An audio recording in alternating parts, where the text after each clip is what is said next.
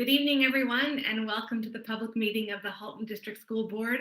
The date today is February the 2nd, 2022. Happy Groundhog Day to you all. So I know Wyerton Willie saw his shadow, which means an early spring, some good news to head into February with. February is also Black History Month, and the 2022 theme for Black History Month is February and Forever, celebrating Black history today and every day, which focuses on recognizing the daily contributions that Black Canadians made to Canada.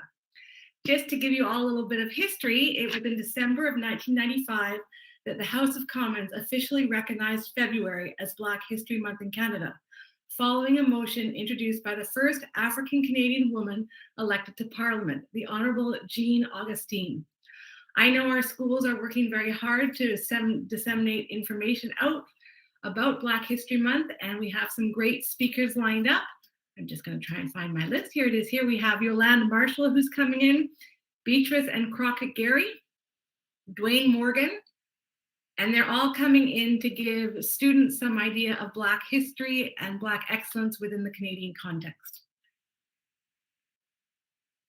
February, or yesterday, was also the start of the Lunar New Year, which is the Year of the Tiger. Those born in the Year of the Tiger are said to be courageous leaders, brimming with self-confidence and enthusiasm. These strong traits pair particularly well with their notable generosity, natural ability to sympathize, and endless commitment to helping others.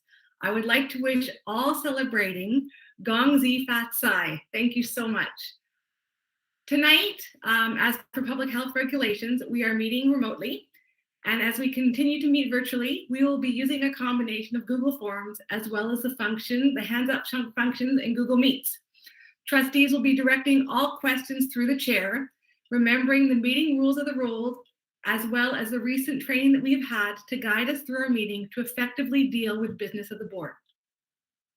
I will now take trustee roll call, and today I'm going to go in alphabetical order by first name. So we'll start with Trustee Collard.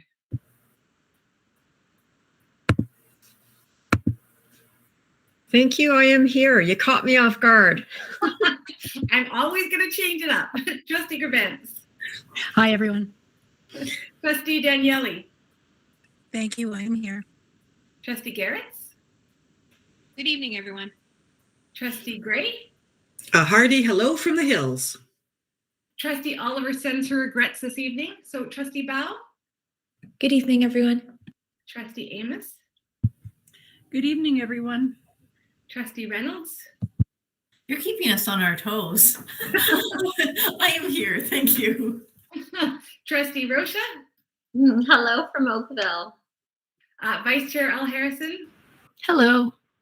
And Trustee Vigilankara, first or last name. You're at the end of the list. Trustee Vigilankara. Hi, everyone. Director Ennis, could you please make note of the staff that are here this evening?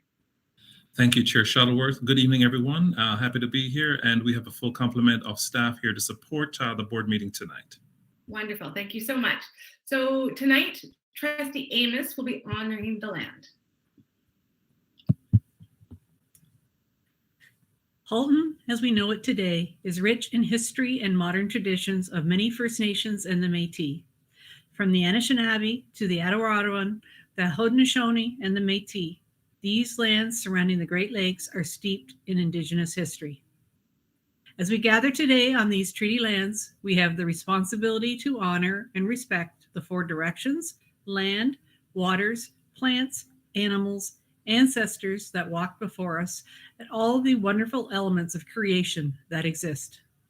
We would like to acknowledge and thank the Mississaugas of the Credit First Nation for sharing their traditional territory with us. Thank you very much, Trustee Amos. Are there any declarations of possible conflicts of interest for this evening? Seeing none, we're now up to the agenda. Trustee Gray, would you, Point of order. I believe we need to make a motion to accept the regrets of Trustee Oliver in order that they be on the books as accepted.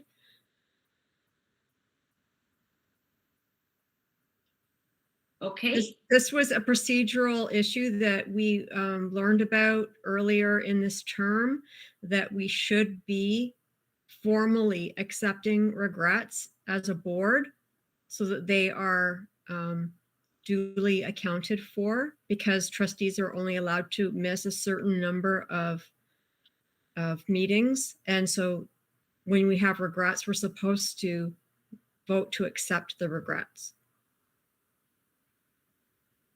all right. And I'd be happy to make that motion. Okay. So Trustee Collard is making a motion to accept the regrets from Trustee Oliver for this evening. Do we need a seconder? Yes. Yes. Trustee Amos, would you like to second it because you're on my screen in front of me?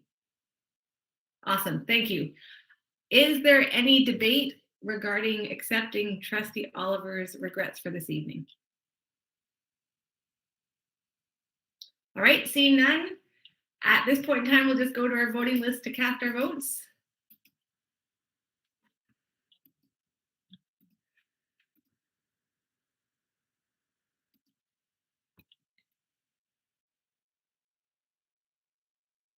And that carries unanimously. Thank you very much.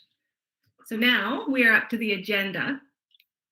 Trustee Gray, would you like to move a motion to approve the agenda? Yes, I would. Thank you. Great. And Trustee Grabantz, would you like to second this motion? Absolutely. Great. Is there any discussion? Wonderful. Would you please cast your votes on the approval of the agenda, please?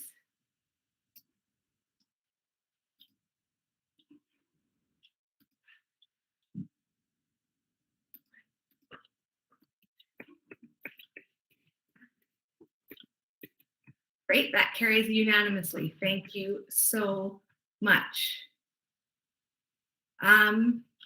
Tonight, we are honored to present the HDSB Inspire Awards. An Inspire Award is given to an individual or group that is formally or informally associated with the Halton District School Board, who supports our students and their achievements through exemplary caring, initiative, innovation, and creativity. Tonight, we have 2 awards to present, which represent the nominations for January. Trustee Grabantz will run the presentation created by Heather Francie in the Communications Department. Before each presentation, I will read the name of the recipient and the name of the trustee presenting. So first up, we have Renasha Spitalis from P.L. Robertson Public School, and Trustee Garretts will be presenting.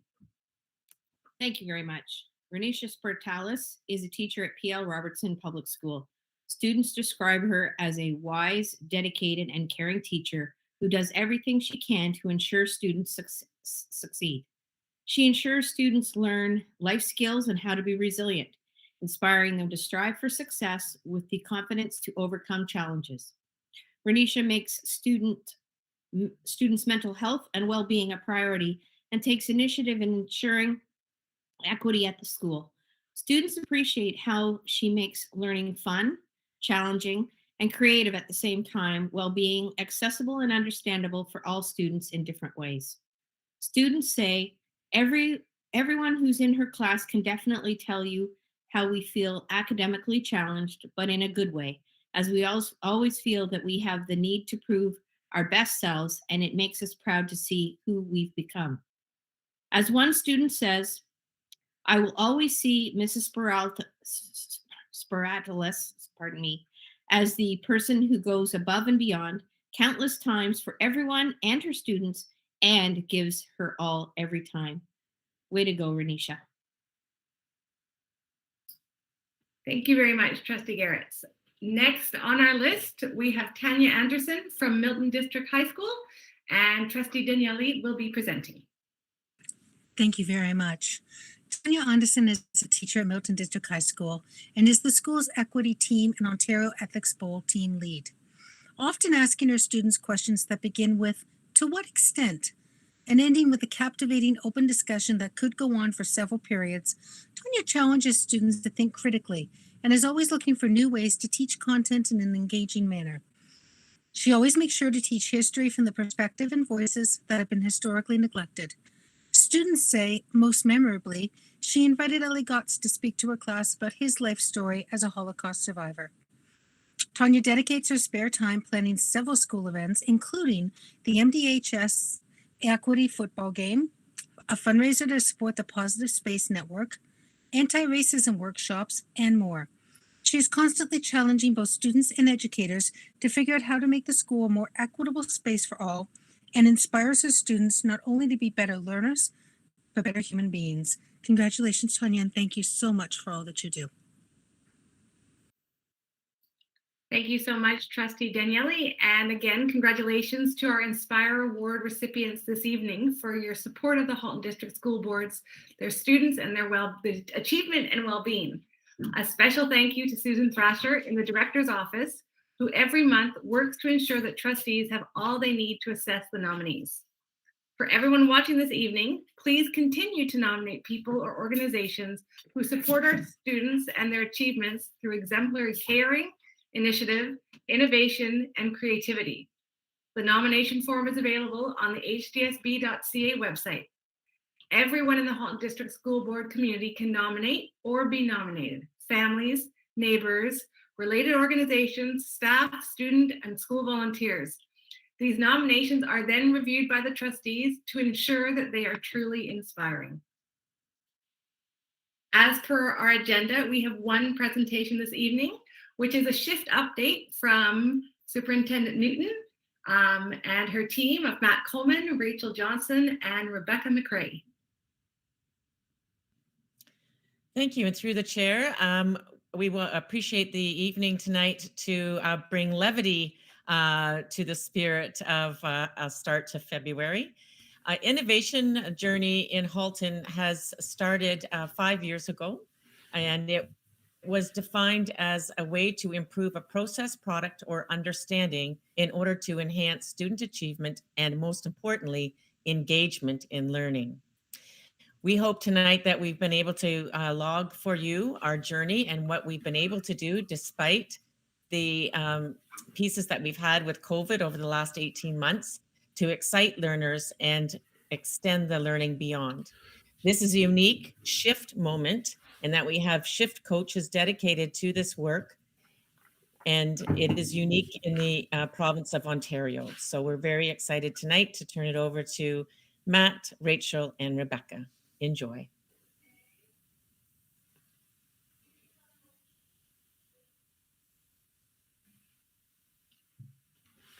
Okay. Hello, everyone. Thank you so much for inviting us back. We're really happy to be here this evening with you to share with you some of the ways that we've been innovating with educators and students in our board so far this year. So we are your shift team. My name is Rachel. I'm joined by my teammates, Rebecca and Matt. They're going to give you a little wave. And so we want to start off with talking about one of our core values on the shift team, which is play. And so we play, we try, fail, learn, and shift all the time. So kind of like what we did last year, we're going to begin with a quick bit of play. All right, so we're going to play a little game we like to call Name the Emoji. It's pretty simple. We're going to give you a set of emojis and you need to guess the expression that it represents. Just type your answer into the Google chat when you think you've got it. Are you ready? Okay, let's go. All right, first one. What might that be? If you have a teenager at home, this might be easier for you.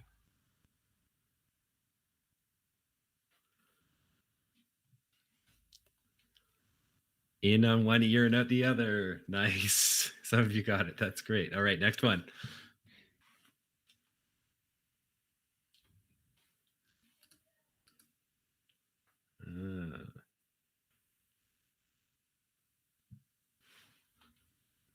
Nice. We're getting it. Money doesn't grow on trees. Excellent. All right, last one for now.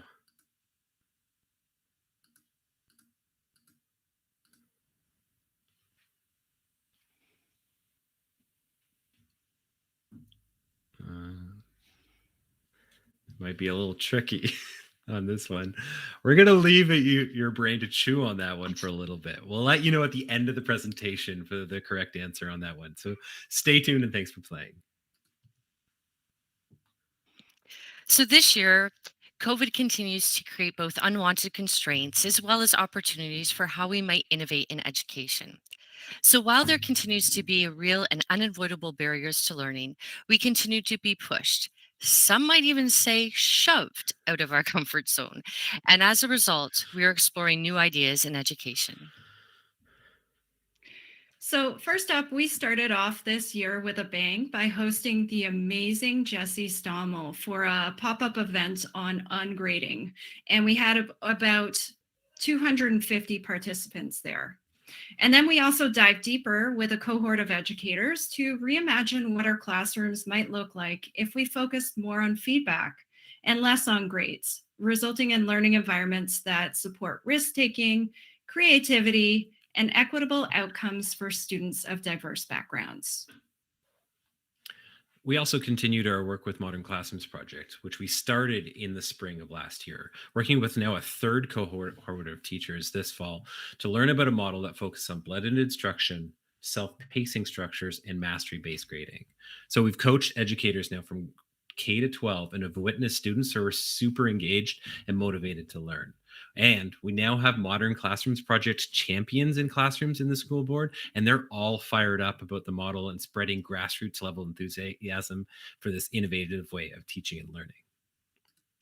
And speaking of the Modern Classrooms project, we're taking the model to the next level by working with the awesome ESL teaching team at Blakelock in partnership with the Welcome Center. And we're reimagining and redesigning the entire ESL program from the ground up to engage our English language learners in a model that's both learner-centered and project-based. Our Shift Show EDU podcast continues to connect us with both guests and listeners within our school board and beyond. We are publishing on a weekly basis with quick, short episodes to pique curiosity on many topics. We've also supported classes and schools as they develop their own podcast, such as the Welcome Center Learning Series. And when schools went virtual yet again in January, we saw this as the perfect opportunity to model and support our educators by designing and running virtual in-class workshops around really fun topics created like creating digital soundscapes, micro podcasting, and digital zines. We were overwhelmed with the requests for these workshops, and we look forward to continuing them in a face-to-face fashion in the near future. And so this has been our journey so far. So how might we shift forward into the rest of the school year? We've got lots of exciting ideas to shift forward, innovate, and take things to the next level. First, we're putting HDSB on the map, the Sound Map, that is. Sound Map is a creative new audio publishing software that we're super excited about. It allows you to place audio into particular places in the world and connect creators with their local community. Have a listen for a moment to a moment captured on Sound Map in the fall from Brand Hills Public School. This is Kelly Barras's grade 3 class, just like a little snippet of it. How you doing, Natalie? I found this rock in the stream. Ooh, that's got interesting color to it, doesn't it? I know, but this side is a normal side. Like with water on it, it looks so cool. It does look cool. Like it looks like... It's so smooth. I know. I like for smooth rocks. I have another one that I've washed. And will this come off? What do you think made the yellow on there? I'm not saying. But I'm saying it was I always love that moment. So we've also created small morsels of learning with our bite-sized learning initiative. And from ungrading to modern classrooms to thinking routines and so much more, we're supporting educators with learning that can be done in really 10 minutes or less. We've also just launched the Lift Innovation Grants and can't wait to uplift our educators as they try, fail, learn, and shift in their school communities. And finally, we're super pumped to get back out there in the classroom to create, as I said, those face-to-face versions of those in-class workshops of zines, soundscapes, and all those ones that caught fire in January, as well as supporting ungraded ungrading teachers as well. And speaking of positive effects, here are the words of a grade 12 Halton art student who just finished a semester of learning in an ungraded classroom.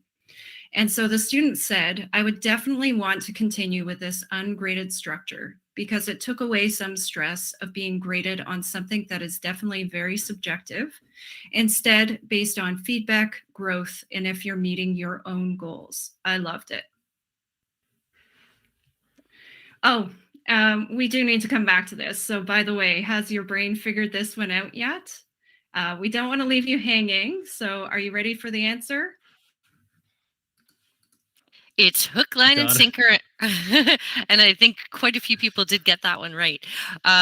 Thank you so much for coming aboard with us on this innovation journey. For your information, we've dropped a copy of the presentation in the chat, including our contacts and information if you'd like to reach out to find out more about anything we've shared today. And thank you once again for welcoming us here tonight, playing with us, and for your continued work in supporting Halton staff, students, and families in our ambitious and important endeavors as we shift learning forward. Thank you. Thank you so much, team, for the great presentation. Can I just check, first of all, does anyone have any questions for our Magical Shift team and their leader, Superintendent Newton?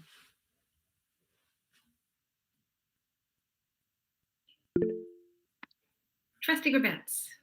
Yeah, just a quick question about the podcast. Is it available on like Google Podcasts? Yep, it should be available on Apple Podcasts, Google Podcasts. It's called the Shift Show EDU, and it's actually linked in the presentation that I put in the Google chat too. Awesome, thank you. Yep. You got to be really careful, Matt, how fast you say that. I have one. Oh, sorry. Are there any other questions? I just have one question. How do classrooms get you to come to them? So we have a number of tools. We've got our website.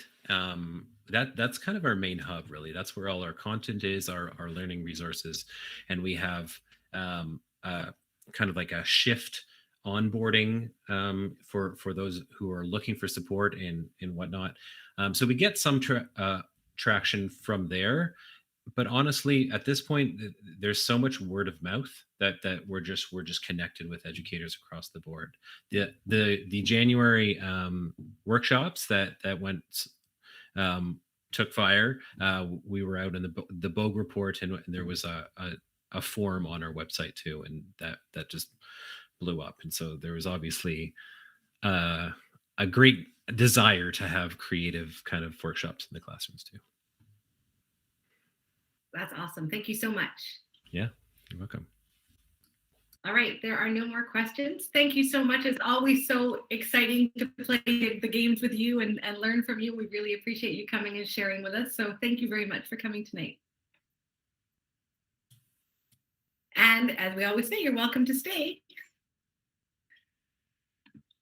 Okay, as per our agenda, we have no delegations this evening.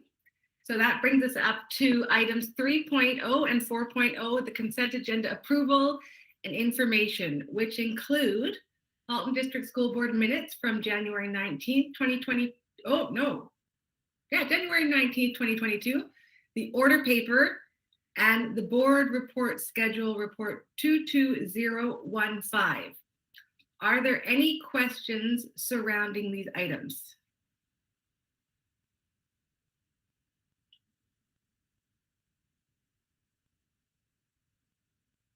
Great. Seeing none, Trustee Garrett, would you like to move a motion to deal with these consent agenda items?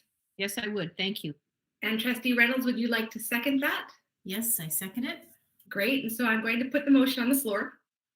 Be it resolved that the Halton District School Board approve the consent agenda action and information items and receive the information items for January 19th, 2022. Are there any items to be pulled? Or any debate? Great. That's awesome. So if we go to our voting pages and you can cast your votes, please.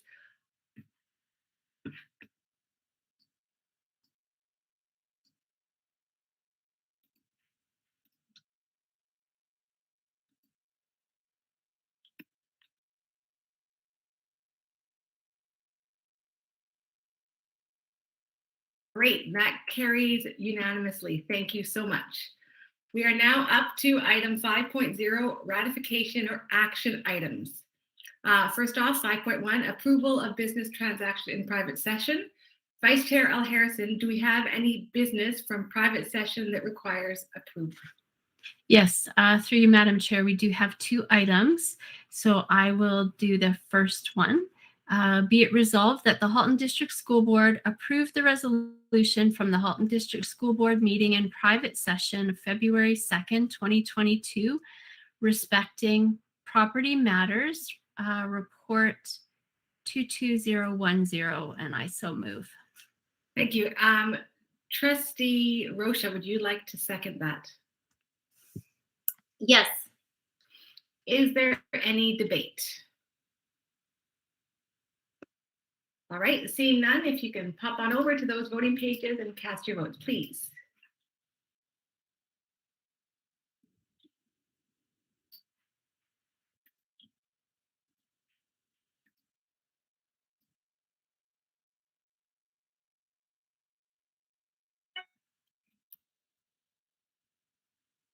Great, that carries unanimously. Vice Chair Harrison, you said there was a second item? Go ahead. Okay, yes, there is. Through you, Madam Chair, be it resolved that the Halton District School Board approves the resolutions from the Halton District School Board meeting in private session, February 2nd, 2022, respecting property matters, report 22019, and I so move. Thank you. And Trustee Collard, would you like to second that motion, please?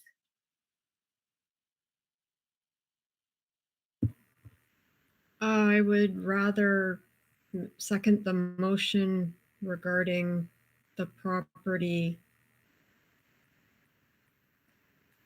Am I missing something? Is this the second motion or is this the first motion? This is the second Yes, motion. I would. Yes, I would. Sorry, I got lost. That's okay. Thank you very much. Is there any debate? All right, seeing none, if you can pop on over, cast your votes, please.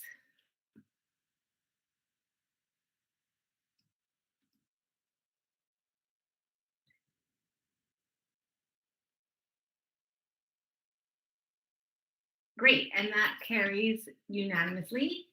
Thank you very much. We are now up to item 5.2, action items for February the 2nd, 2022. We have one item here, which is a school year calendar for the 2022-2023 year, report number 20011, which came to us at the last board meeting and is coming us again. Associate Director Bogue, would you like to speak to this? Thank you, Madam Chair. I have no additional comments other than what was said at the last meeting, but I'm more than happy to answer any questions that trustees have. Great, thank you so much. Are there any questions regarding the school year calendar report?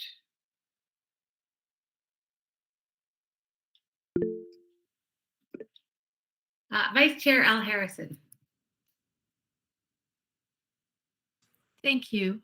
Through you, Madam Chair, I will be supporting this motion when it comes. I just would like to know, how are days of significance observed by individuals and communities accommodated, as they're not all considered holidays on the school calendar? And how are people made aware of this process, whatever it may be? Yeah, I'm just wondering, thanks for that question, Vice Chair Harrison, and I'm wondering if Ms. Superintendent Etoff is available, and I see him popping up, so I defer over to him if that's okay. Yes, thanks. Thanks for the question.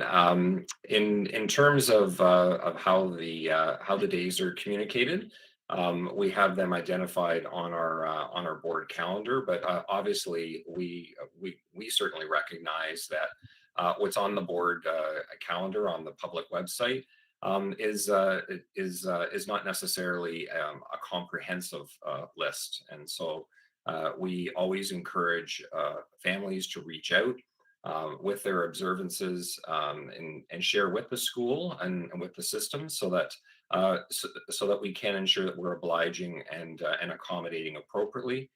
In terms of staff, we certainly have a well-articulated process where staff can request days that are in alignment with their collective agreements, and inform the system of the need for those particular accommodations. And that's how those days are addressed. And we have a resource document that we have developed and keep updated within our system, and it's been communicated to all of our staff of particular days of significance that occur over the course of the year, and use that to help guide and help inform, ensure that all individuals have the opportunity to observe their faith, knowing that our calendar is based on a Judeo-Christian calendar.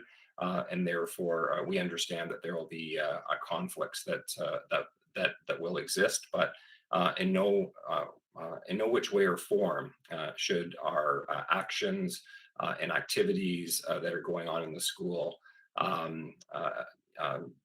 certainly get in the way of either our staff or our students observing their faith. Thank you. Thank you. Trustee Grabentz. Yes, through the chair. I distributed this through social media, and I will be supporting this. I had a lot of positive feedback from my communities, especially around the days after, or having the time more in January off than December. But one question that did come up is around Monday PA days. And people wanted to know how we come to choose a Monday over a Friday, which tends to be traditionally a little used more as PA days.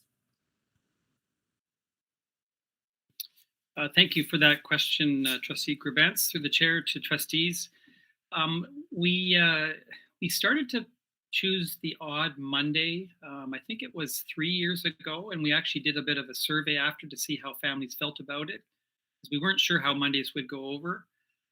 Sometimes it's a little bit of the luck of the draw in terms of trying to mix it up a little bit so that we're not always hitting Fridays. In this particular circumstance, if I'm looking at April 24th, for example, we tried to limit the number of 4-day school weeks in a row often. And so around the Easter period, you've got 2 back-to-back 4-day work weeks or learning weeks. And so that was the reason for that particular date, just to get a regular 5-day week in between. Those 4-day weeks sometimes can throw our students off a little bit, particularly those students that need routine and students with special education needs. And so that was the rationale for that one. And based on the feedback that we found in the past, there wasn't any real preference around Fridays versus Mondays. So we use a little bit of both and where it makes sense.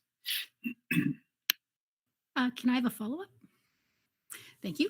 And after the ministry, after we approve and then the ministry approves the calendar, is it distributed to our like city and other areas? Because I know that they support childcare on those PA days.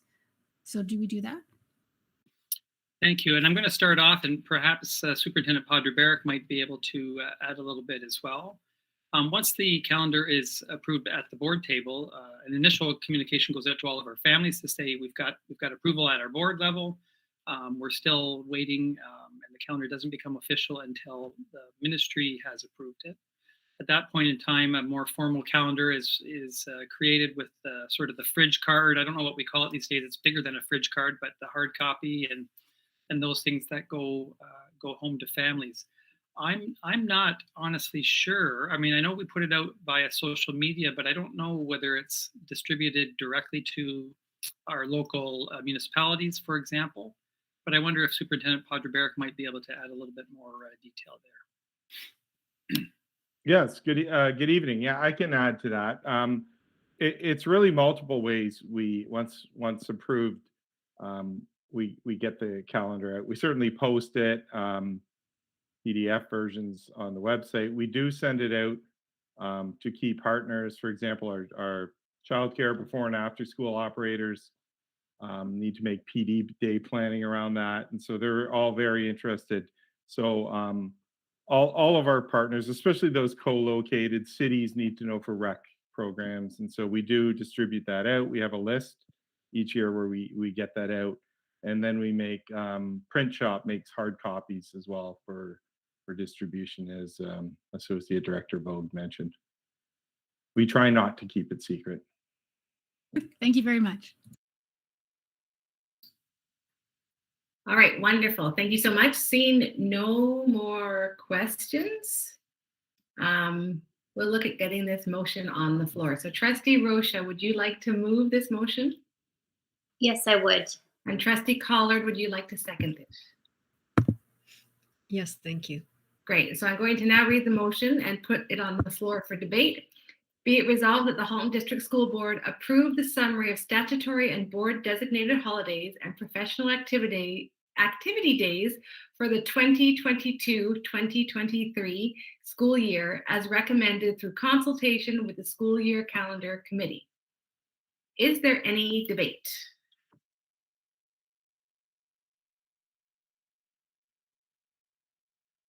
Awesome. Seeing none, if you can tune to your voting pages and cast your votes, please.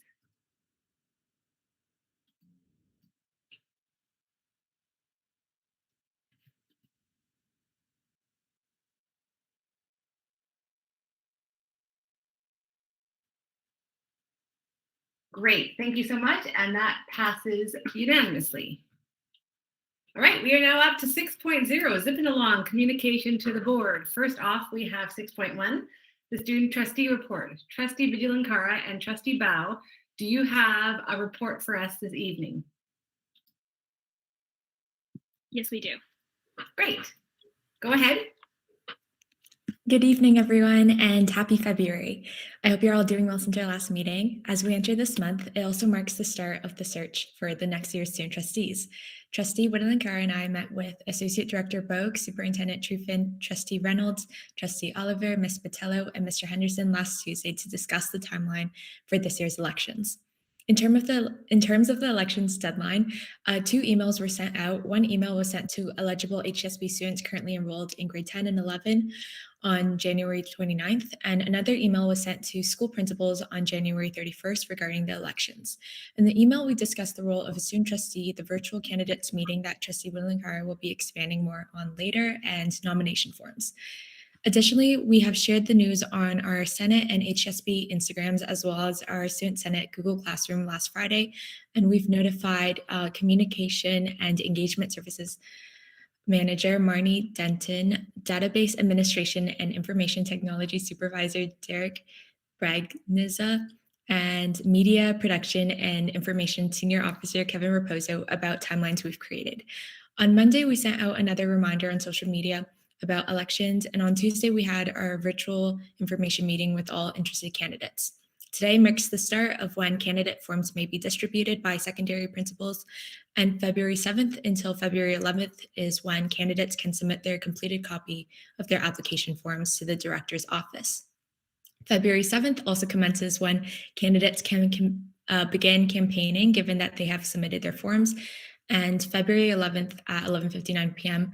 marks the deadline for the candidates' applications to the director's office. So that includes their 4-minute speech videos, their campaign poster, and a photograph for ballot. And this year, the candidate speeches will be posted individually, and it will be vetted by staff advisors and shared with IT before February 15th. And on February 16th, Trustee Vigilankara and I will be sending a message to all grade 7 to 12 HSB students to check out the candidate posters that will be posted on our Senate website. And on Friday, February 18th, an invitation to all candidates will be sent out for Election Day. By Monday, February 21st, the candidates video page will be ready to go, and February 22nd, all grades 7 to 12 students will have access to the videos and voting instructions. Candidates will have until 7:30 8:30 a.m. on Thursday, February 24th to campaign until online voting begins at 8 a.m. and that ends at 5:30 p.m. Then a virtual elections results meeting will be held at 6 p.m. with all the candidates, and on February 25th, a written press release will be sent out. If there is to be a tie, a runoff election will be held on February 25th between the tied candidates. And I'll pass it on to Trustee Whittling-Kara. Thank you. Trustee Bao and I are really excited to share that around 36 students expressed interest in running for student trustee this year. So it's great to see how the numbers increase each year. Last night, we had our candidates meeting with those students where we shared key info and timelines that they need to keep in mind. As well, we went over campaign guidelines and requirements. We received a lot of questions, and it's really great to see how eager everyone is. Today, we put out a poll on our Student Senate Google Classroom, as well as our Student Senate Instagram, asking students what they'd like to ask our trustee candidates. This is a new addition to our elections process, so we'll formulate one question based on the responses we received, and this will serve as our question from HGSB students that each candidate will answer after delivering their speech. We are also opening up our next Senate meeting to interested candidates who want to come and watch. We recognize that Senate is really an unfamiliar environment for a lot of candidates. So we wanted to help everyone better understand the role of the Senate and how trustees lead those meetings and manage those tasks. Our next Senate meeting is Tuesday, February 8th. And as always, trustees and senior staff are more than welcome to join us and observe. Thank you so much, and we'll take any questions you have. Great, thank you so much. Does anybody have any questions for our two student trustees?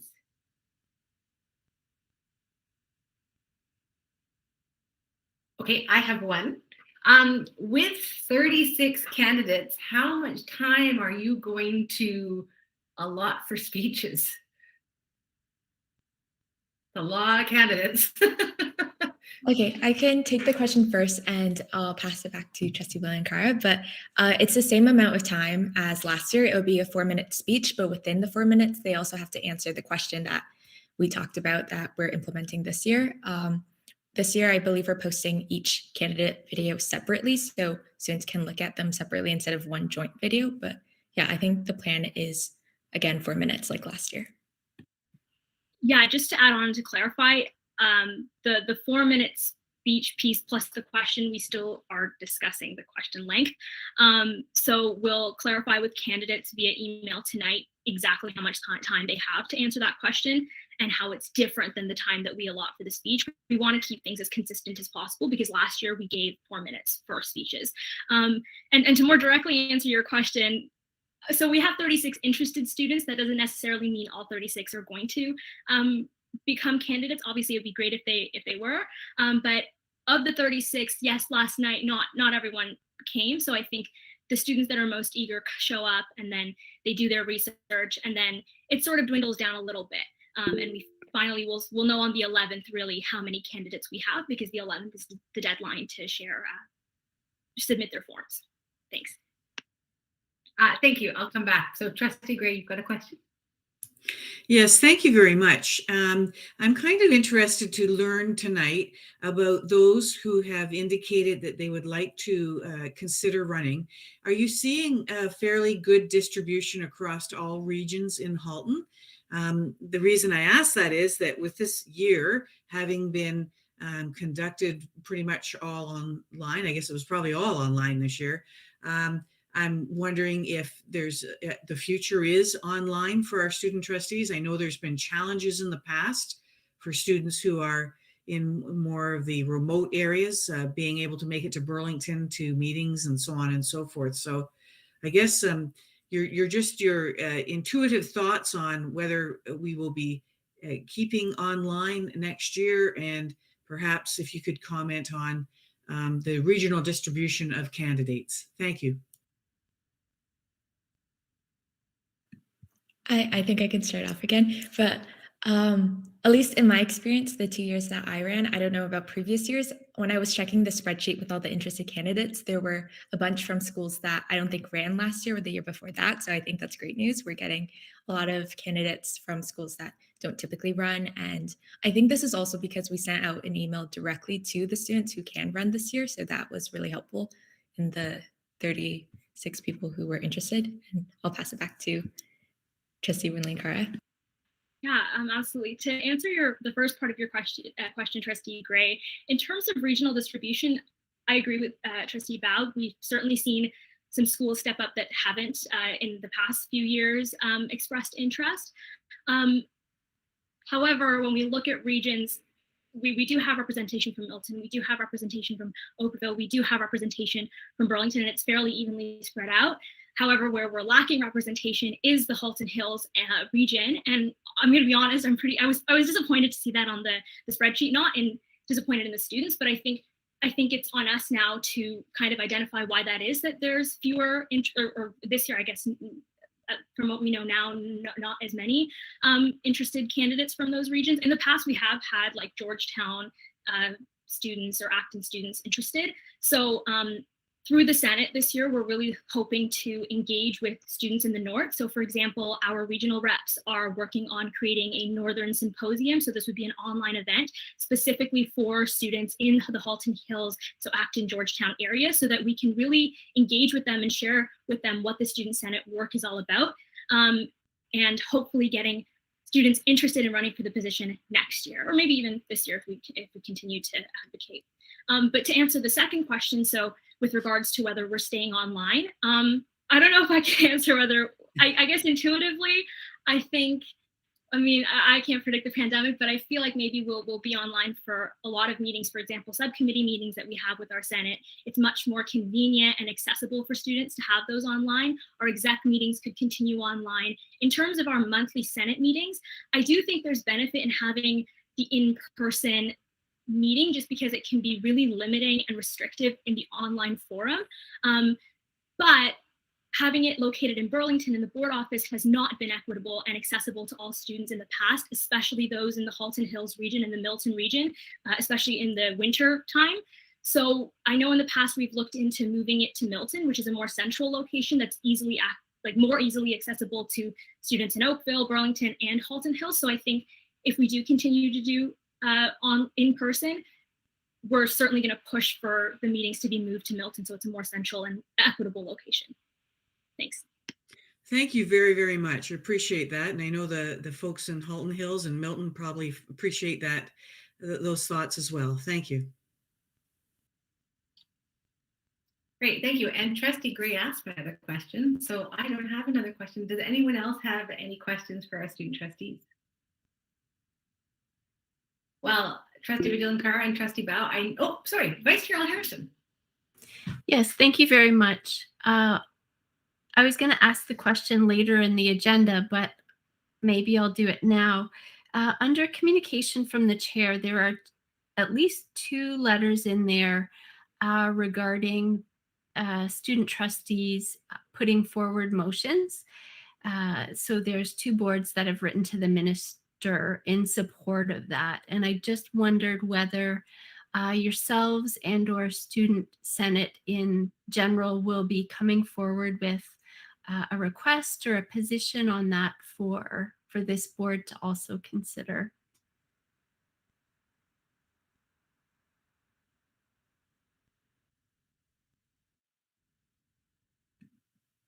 Okay, I can start again. But yes, the motion was one of OSTA's initiatives for this year, and it's definitely something that Vandy and I are Trustee Winley-Cara and I are very interested in looking into.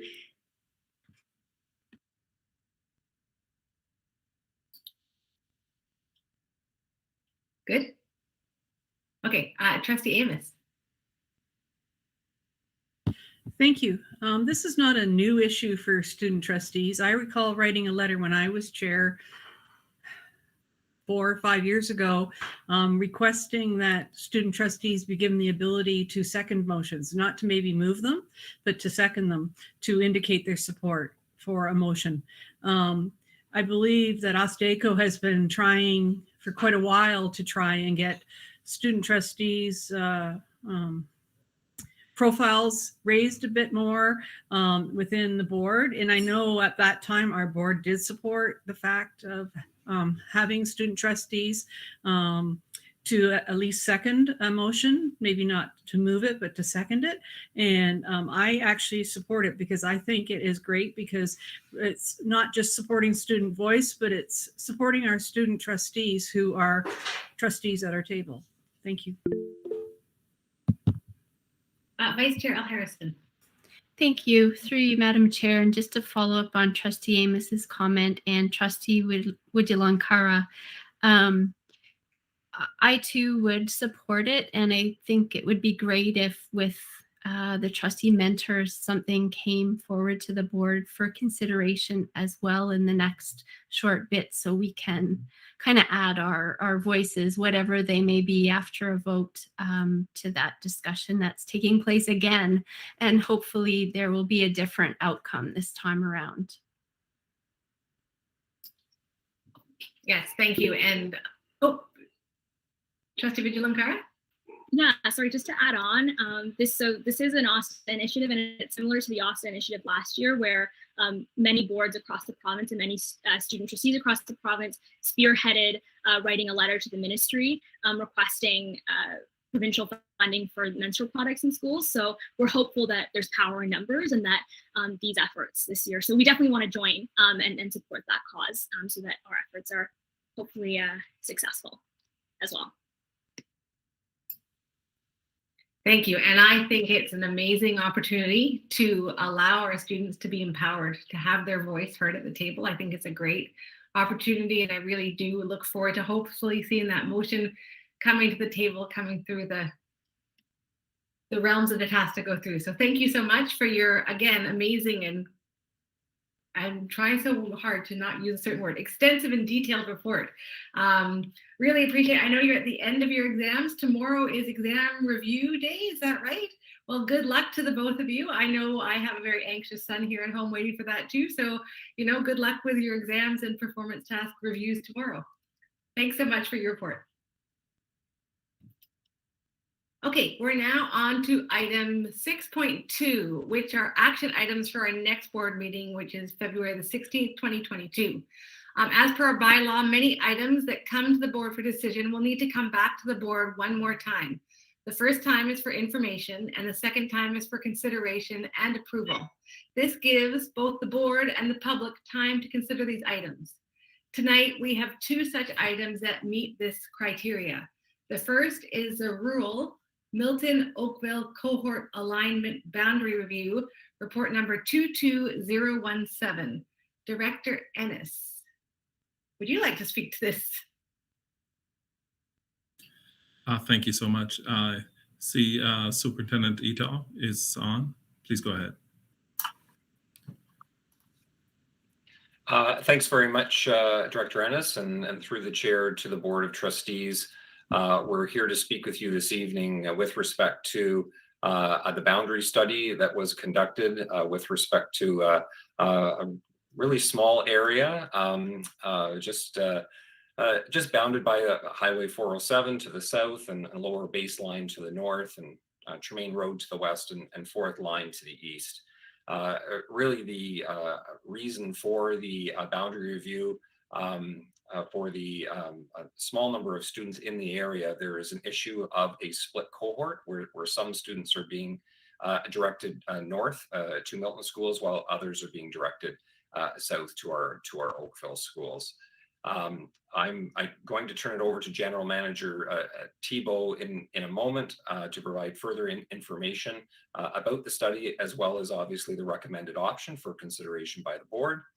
But before doing so, on behalf of Superintendent Newton, Superintendent Barnes, myself, and the trustees on the Boundary Review Committee, I would like to express our sincere thanks to General Manager Thibault and his staff for their support and guidance, and really excellent preparation so that we could evolve through this process in a quick and efficient and expedient manner. I've been involved with boundary reviews for many years with the board, and I can certainly attest, as others, that we very much appreciated the exemplary support from our planning staff. So with that, I would now like to turn it over to General Manager Thibault. Thanks, Superintendent Etoff, and through you, Chair Shuttleworth. So we'll just provide a very quick presentation today, just outlining essentially what's in the report, but not going into too many details. So as Superintendent Etoff had mentioned, what we had talked about initially when we started the boundary review is that we had a small portion between the town of Milton and North Oakville municipal boundaries that the north was, or that boundary where English programs were being sent to the north to Milton, whereas French immersion programs were being sent to the south. And this was the same for both elementary and secondary programs. So we saw an opportunity here to realign the boundaries in such a way where, you know, depending on where you lived in that area, if you're going to English or French programming, you're going to either go to Milton or you're going to go down south to Oakville. So that way it gives better options to those students and more continuity and a better student experience.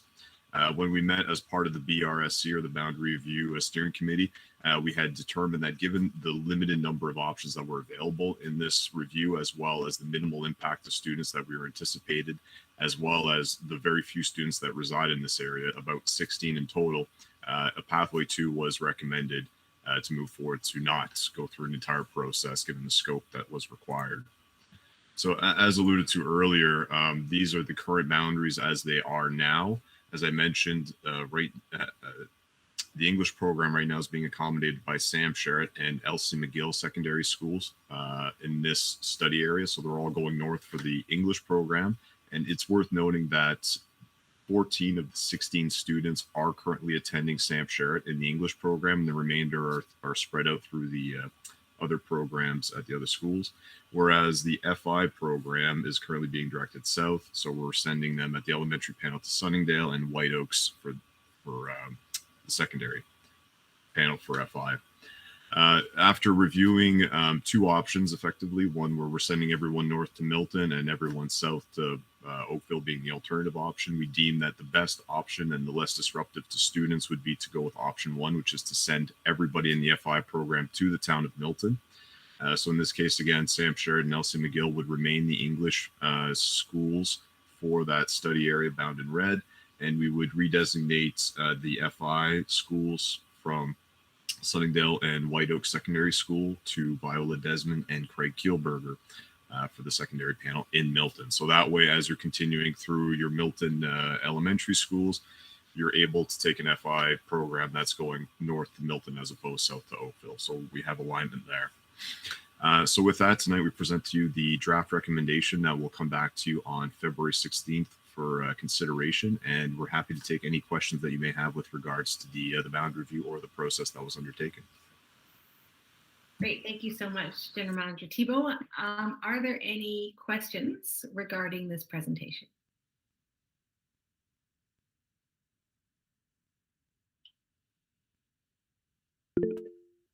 Trustee Amos.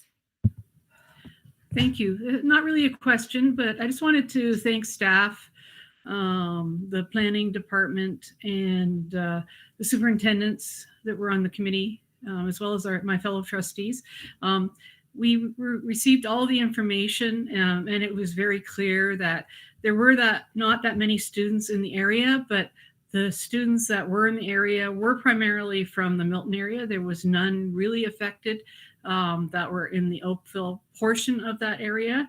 And so that's why it made total sense for the recommendation that's coming forward. So thank you to everyone who was involved in it, because it was the data and all the work that was done made it very clear about what the right decision was. Thank you to everyone.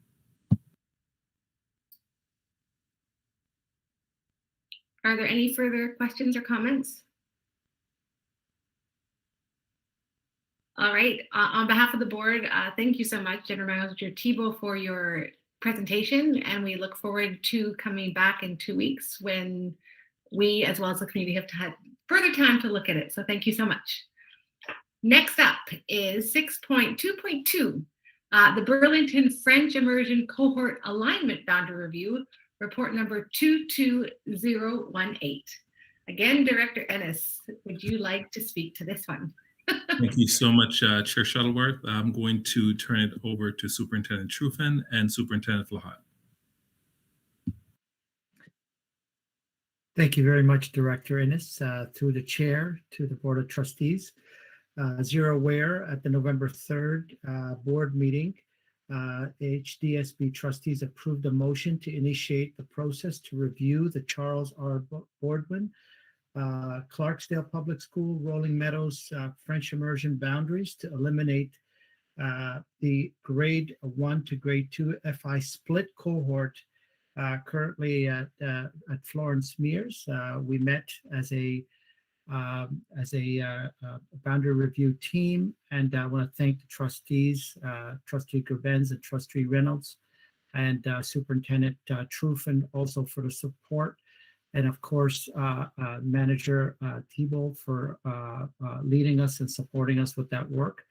And there was a recommendation that was made. I'm going to hand it over to Senior Manager Thibault to give us a little bit of more information on that. Wonderful. Thank you, Superintendent Flatt, and through you, Chair Shuttleworth. Again, similarly to what we just discussed in the previous boundary review, again, this was about realigning boundaries where there was a misalignment between the English program students transferring into the FI programs, where depending on where you resided within the boundary, you may be either going to one or other FI schools, or you might be going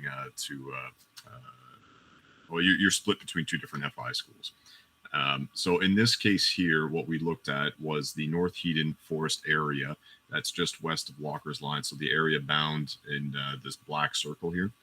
And essentially that area is being redirected to Clarksdale and Rolling Meadows, whereas the remaining Florence Mere boundary, which is bound in red here, is being directed to Charles R. Baudouin. So when you're attending or deciding whether or not you want to take optional programming for grade 1 FI, you, depending where you live, west or east of Walker's, you might be directed to one or other schools. It's also worth noting that Rolling Meadows is also the other FI school, as Clarksdale ends at grade 6. So 7 and 8s are going to Rolling Meadows. So as part of this, what we looked at is determining whether there'd be options to align these French immersion cohorts with their English program counterpart. So again, because the boundary review had a limited number of options, limited number of students that are impacted, and not really having a good case to making an entire boundary review committee, we decided as a steering committee to go through pathway 2, which is inform the committee or the community of the recommended option. In terms of the current boundaries, as I stated earlier, the area bound in red here is the Florence Beers boundary, and the area, again, bound in red here, represents the Florence Mears boundary. However, the French immersion boundaries are represented in green for the students that are going to Charles R. Baudouin, and yellow and a hatched blue for Clarksdale and Rolling Meadows. So again, that misalignment is there.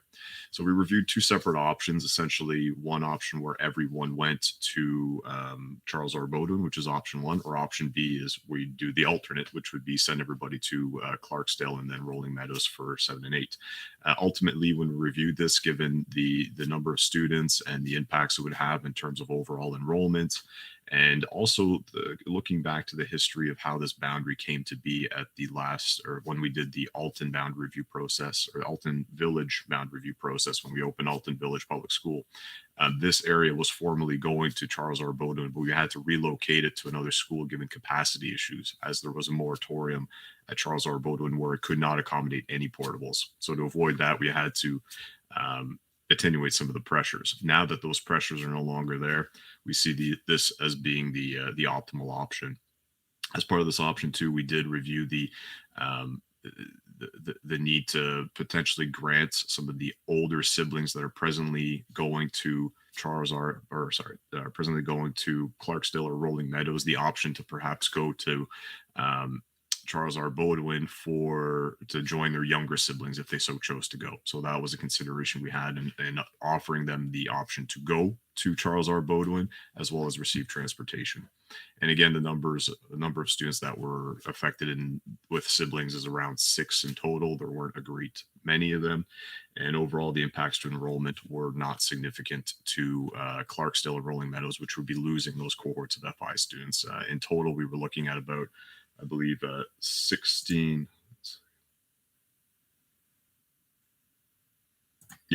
students in total throughout all grades between both schools west of Walker's Line. So the number was pretty low.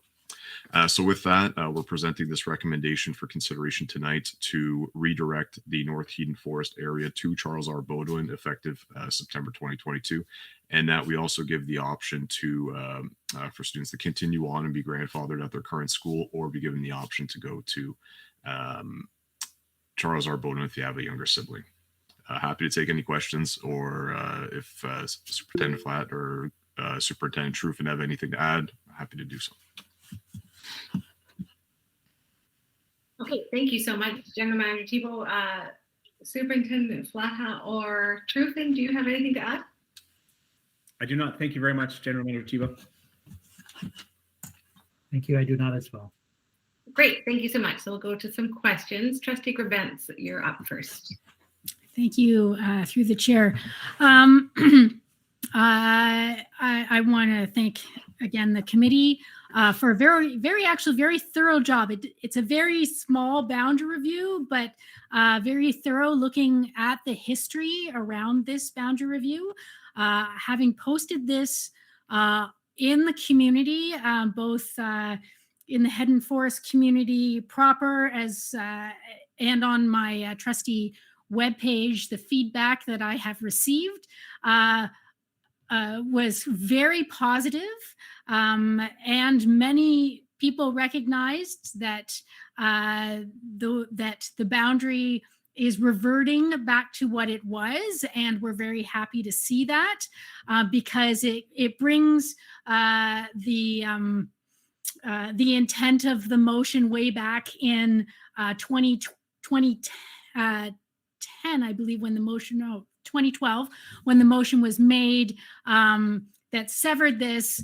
There was always sort of an intent at that time to relook at the process should space become available at CRB. And so that through this recommendation has the potential to come to fruition.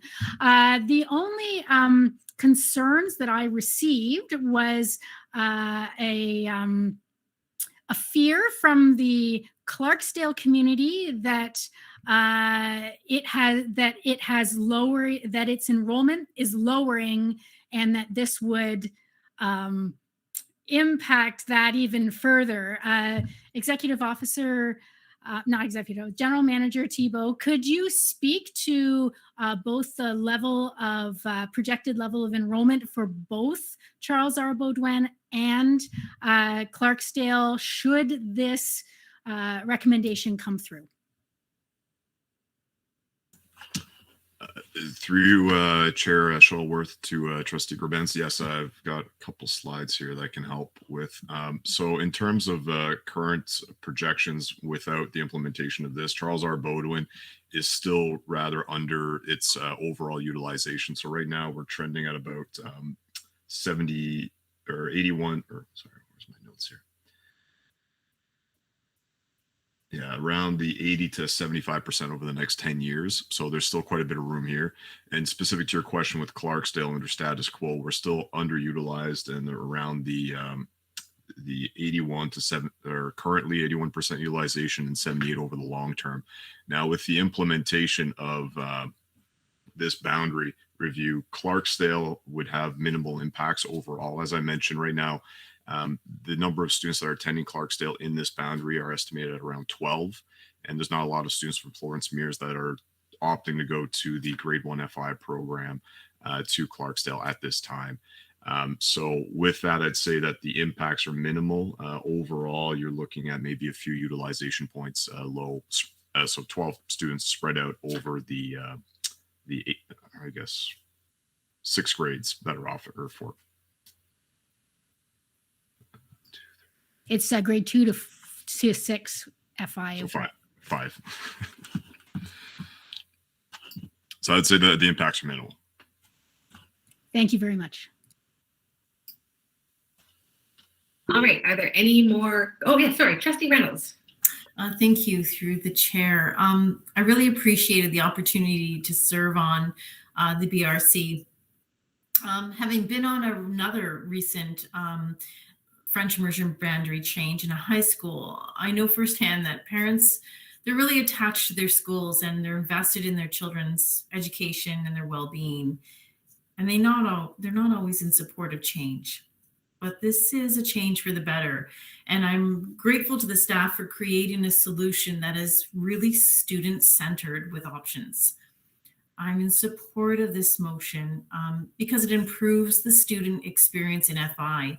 It eliminates split cohorts and it's allowing neighborhood kids to go to the same school.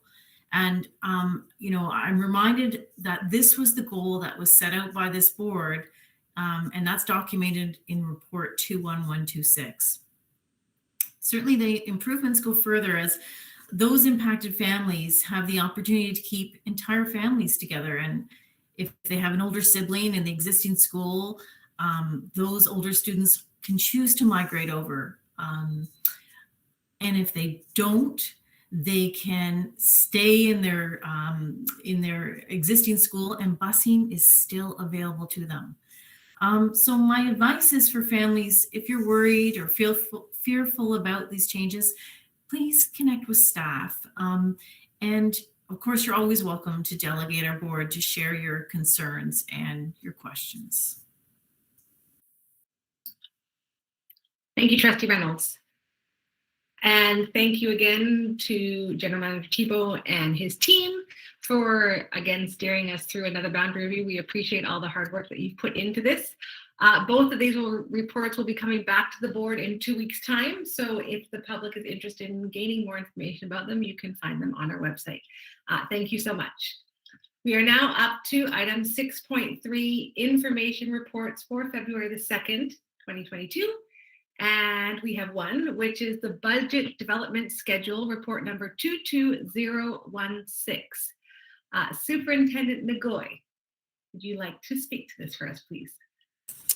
Good evening, trustees, and through the chair, this officially kicks off the 2022-2023 budget development process.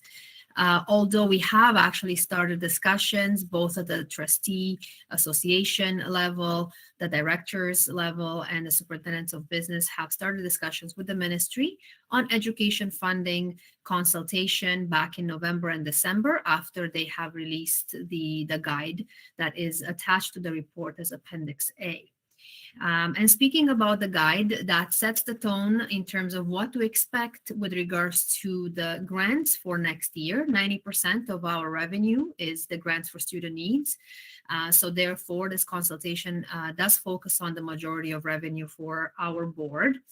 And it was mostly looking at mental health support, a focus on a learning opportunity grant, new teacher induction program, as well as continuing to look for reducing red tape and administration. What we didn't see in there is the COVID challenges or post-COVID challenges, supports, etc. It's just an observation. It does not mean that that will not continue to be a focus provincially.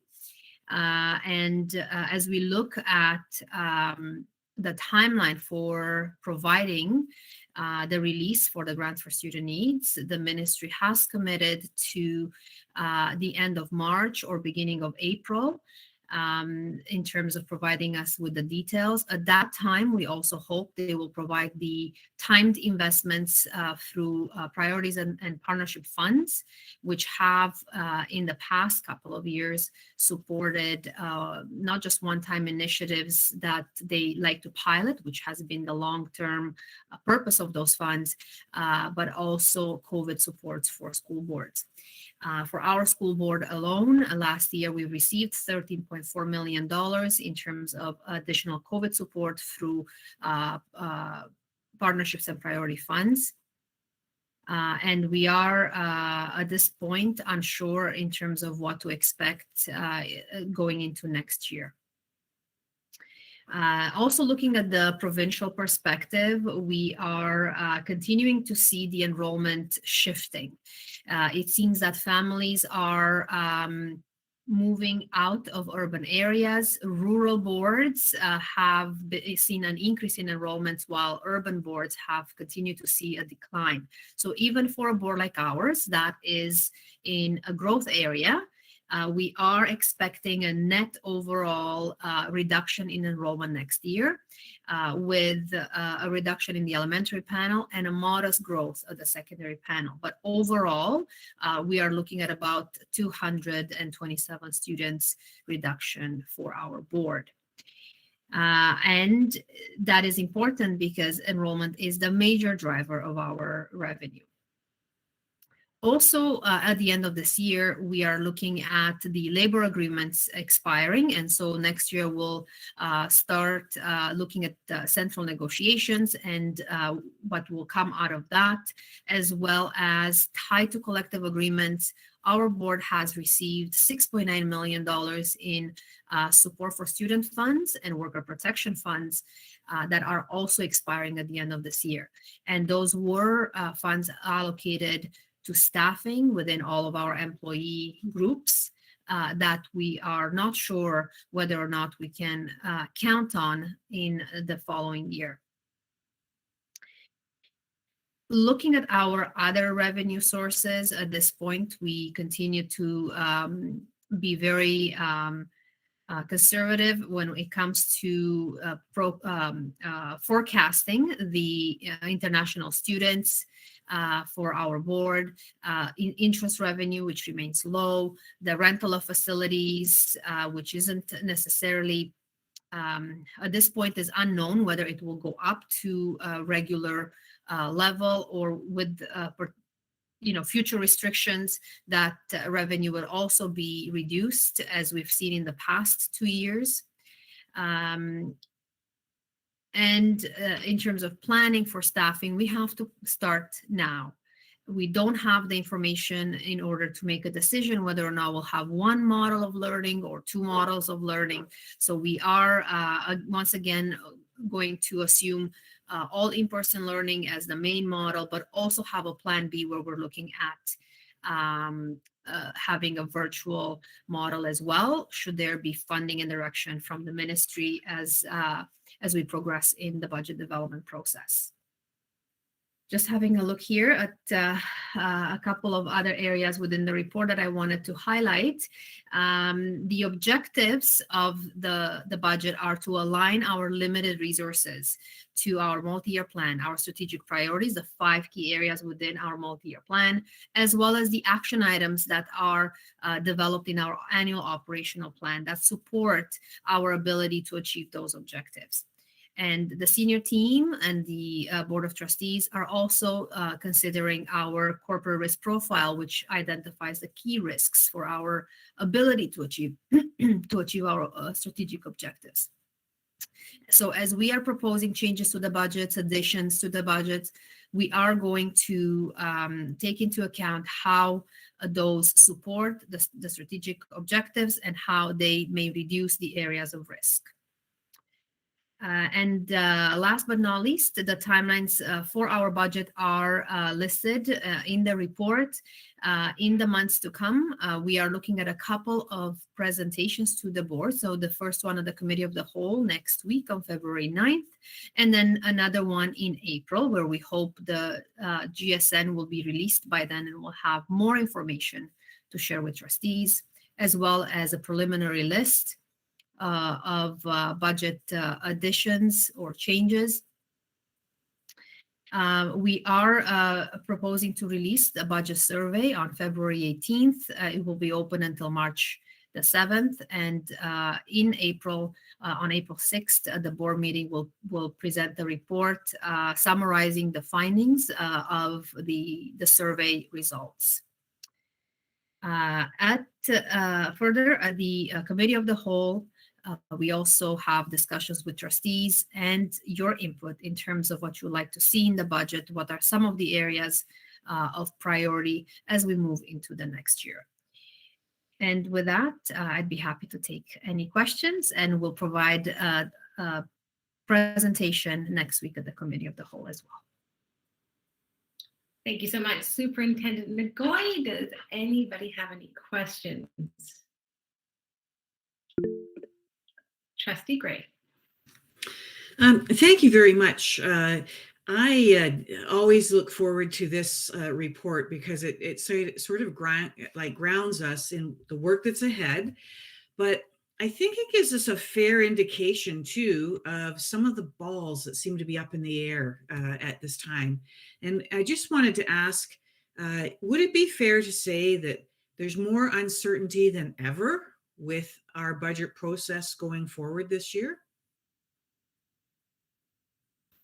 For the chair, yes, I think that is fair. The one thing I omitted is the provincial election that we're heading into in June. And that again will set the stage for the following year. Amendments could be made to the grants in year as well as the additional funding that has been announced to support school boards sometimes have been made along the year. So there's a lot of unknowns from the provincial political landscape, labor negotiations, and right now we don't have any indication how to plan for next year with looking alone at the timed investments that are mostly covering staffing supports for our system. We're looking at over $20 million that we are not sure whether or not are going to continue. So it is a significant challenge to plan at this point in time, and we really hope they provide a lot of details at the end of March so that we can start incorporating that into the base budget. And trustees have supported us to use surplus in order to further support our multi-year plan. And perhaps some of the areas where we're going to be losing some of the funding. So that will also be something that will come back with in terms of what we can add to the budget through the surplus to ease on some of the challenges that we have in the coming year. May I have a follow-up? Yes, and indeed, with all of the uncertainties and things that you've identified, there was another uncertainty, to my mind, that would impact a budget that was announced earlier this week with regards to the ministry's online learning catalog. And I'm not sure, it's early days yet. I think I'm not sure how this will impact school boards, staffing, budgets, but it's just another one of those things that are impactful and floating out there for which we have no answers at a time when our departments under your leadership, Superintendent Nagoy, are asked to develop a budget. So I grant you all the best wishes, and we look forward to seeing what happens over the days and weeks ahead with regards to the school board budget. Thank you. Thank you, Trustee Gray. Are there any more questions?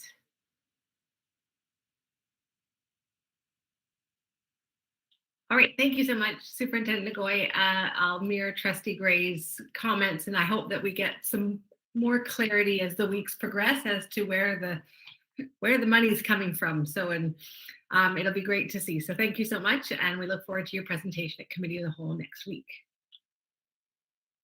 Okay, we are now up to item 6.4, notices of motions. Are there any notices of motions for public session today?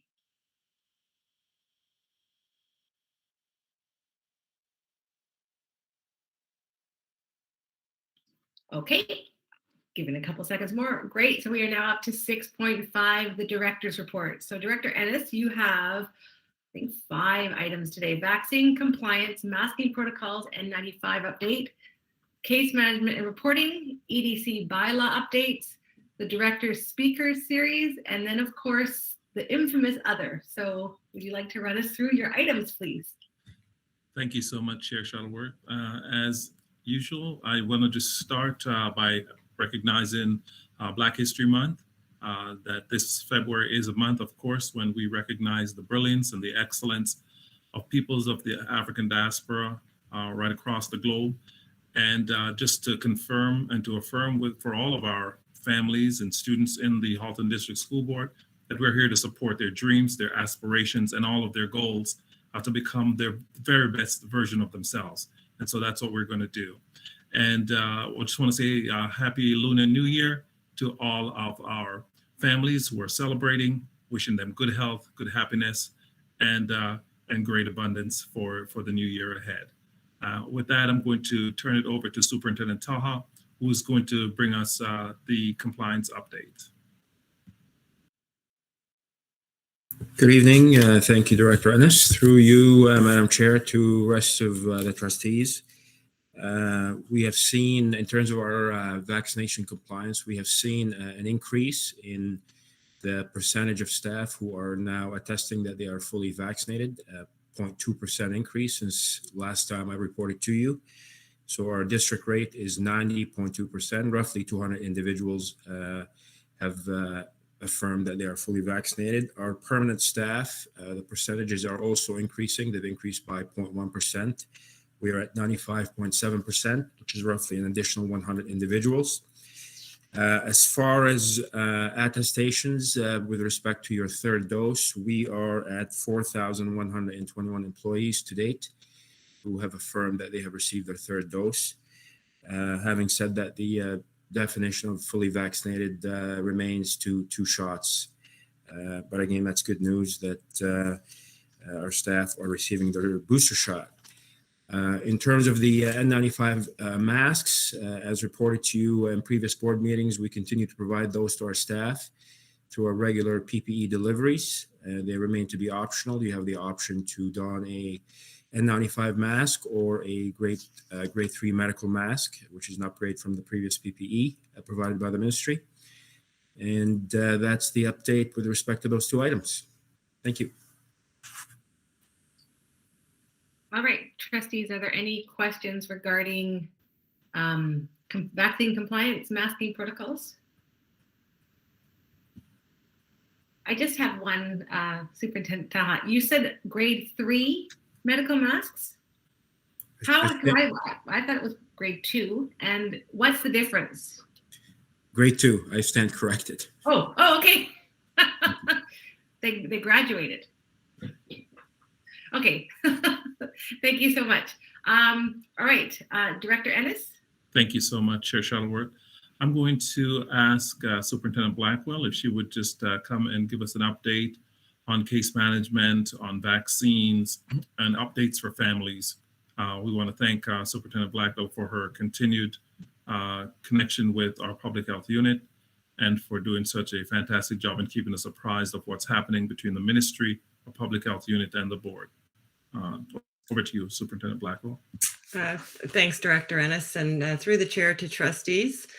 Families will have received messaging today. There's continued updates and changes. So first of all, much of it is, there's a lot of change and a lot of small pieces that, nuances that happen. So our schools have been working with these questions on a regular basis. I would encourage families that have questions to connect with their school, because reading on a piece of paper and trying to enact some of the changes is a little bit difficult. But there have been changes to the distribution of rapid antigen tests. So first of all, I want to acknowledge the work of our schools in the new word of the year, de-kitting, which means that they took all of the tests apart and put them in packages of 2. And distributed them to students and staff in schools and our co-located childcare, as well as our bus drivers. And the voluntary use of these tests are for people that are symptomatic or asymptomatic, which has changed. So the interim guidance in the use of these tests has changed in that if it's a positive result, obviously a positive result, the guidance is pretty clear. You're isolating, you're staying home, your family stays home with you. Or the household members.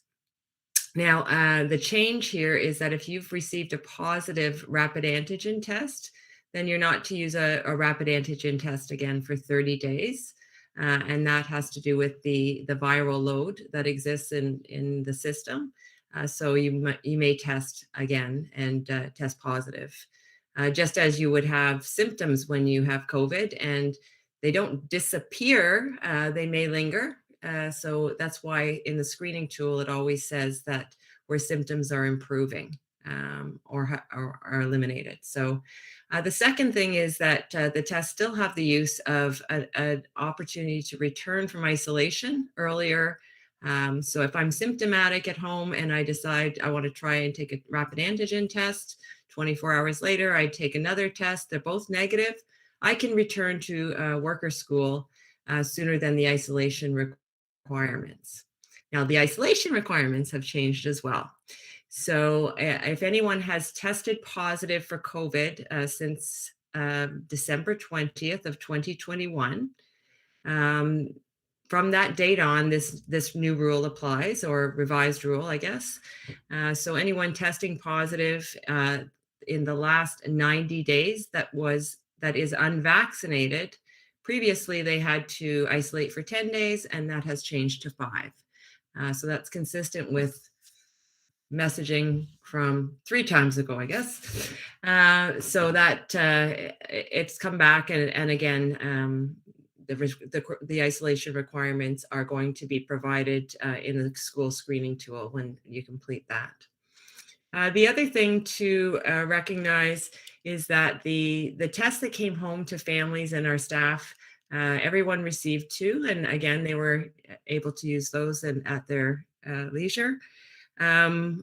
The replacement strategy of the rapid antigen tests are just that. They're a replacement strategy. So if I've used my 2 tests at home, then when I return to school following my isolation, or if I'm coming back earlier because I've had symptoms, then schools are developing a process where you can pick up another 2 tests. And that's going to be a process that's going to be normalized in our schools. I think that's really important. That you're coming back in and I used my 2 tests, I need another 2 tests. And so that will be managed, and it will not be every 2 weeks. That was the initial messaging, that they'd be coming home to every student. Now they're going to be used to replace tests that have been used at home. So schools are just getting that message as our families and are developing plans.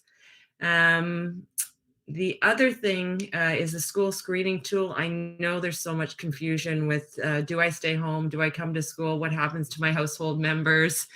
We've tried to lay it out. Again, call your school. They'll help walk you through it, or they'll call a friend to get the answer for you. The isolation requirements now for people that have had COVID, they will no longer have to isolate should someone else have COVID in the household. So we've tried to reflect that in a graphic for our families, in a chart. It still gets confusing. So as I've said 3 times now, call a friend, which is your local school, and we'll be able to help you with some of that guidance. And then the school screening tool will actually be updated and reflect that. The changes. The good news with vaccinations, every 2 weeks when I come in and share the status, our vaccination rates for our 5 to 11-year-olds continue to rise. We are this morning at 68%. A month ago, exactly 4 weeks ago, I believe we were at 61% of first dose. So we have an amazing public health department and an amazing community that are accessing the availability of vaccination clinics. We will be sending out to families tomorrow a survey from our local public health unit that will be provided to help us or to help public health identify where there are other opportunities that they may capitalize upon to create vaccination opportunities for families. We continue to work with public health to provide access to vaccination clinics should families need that. We also will have that information so that if we are looking at an opportunity to offer in schools, and that is something that a community has identified as a need, then we would look to work with that opportunity. And I'd be happy to take any questions. Thank you so much, Superintendent Blackwell. I just have this image, by the way, of, if everybody can close their eyes for a minute and think about, there's a picture, it's always on, of a ball with a bear on top spinning plates. And that's what I think of when I think of all that you're having to work with. I really appreciate all your hard work. So thank you. Trustee Gabentz. Thank you very much through the chair. Thank you for explaining the viral load part. I've been getting pinged on Twitter about why that messaging has gone out, so I can refer to this segment in the video for that explanation. I have to admit, I am really confused about the isolation rules, and I'm looking at the isolation guidelines for families. And I know a ton of work has gone into this, but I still find it very confusing. And I was wondering if there's any possibility of having like a basic decision tree that people can go, yes, no, yes, no, yes, no, and get to their answer. Because holy moly, yeah, it's confusing. Through the chair to Trustee Grabent, we'll take that back and talk to our communications department. As I said, until that point, we can definitely offer, individual guidance and discussion with our families. It does get confusing, and it continues to change a little bit in terms of the asymptomatic members. And now we've got, if you've had positive and now you don't have to isolate and you may have symptoms, and yeah, there's lots of branches. So totally get it. And thanks for the offer. I really appreciate that. And I really appreciate the work, the constant work and revision that goes on with this particular portfolio in such a short time. So thank you.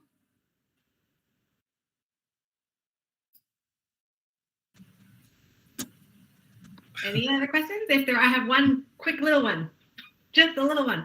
So Superintendent Blackwell, you spoke, and you just spoke to it again, about if you've had COVID, you don't have to isolate. Is it the same for if you're vaccinated, or is it just if you've had COVID? So the good news, through the chair to the chair, the good news is that the screening tool will be updated. So when you're answering that question, right now the discrepancy is that it doesn't align. So first of all, anyone with symptoms is not going to school. I just want to put that out there. And so there's the, as a household member of someone else, there are certain directions. And if you're the symptomatic individual, there are certain directions. So if I'm symptomatic and I have had COVID in the last 90 days, it's most likely that I do not have COVID, but I'm staying home until my symptoms are improving over 24 hours to 48 hours. So that's one way. If I am a household member and I'm asymptomatic and I've had COVID, I do not need to isolate.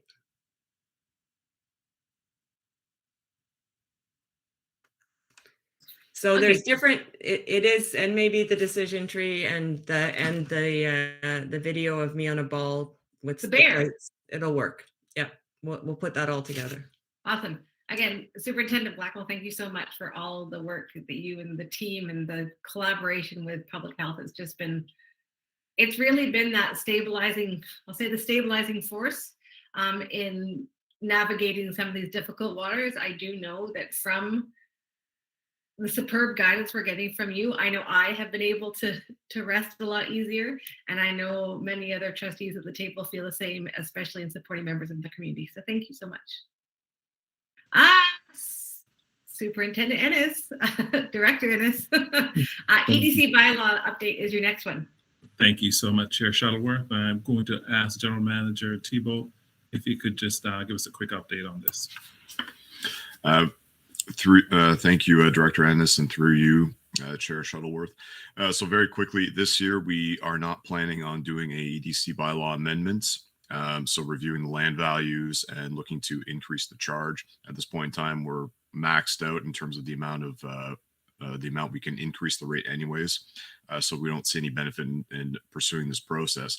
That said, we are about a year away from our bylaw expiring, which will require us to renew our full EDC bylaw, which is only a 5-year term. So we'll be starting the background study process in late spring and summer, And we will be coming back to board around this time to discuss further some of the increases in charges and the new considerations that are required by the ministry in developing the background study. So if there's any updates along the way or anything that we need to bring the board up to speed on specific to the EDC process, we'll be sure to do so.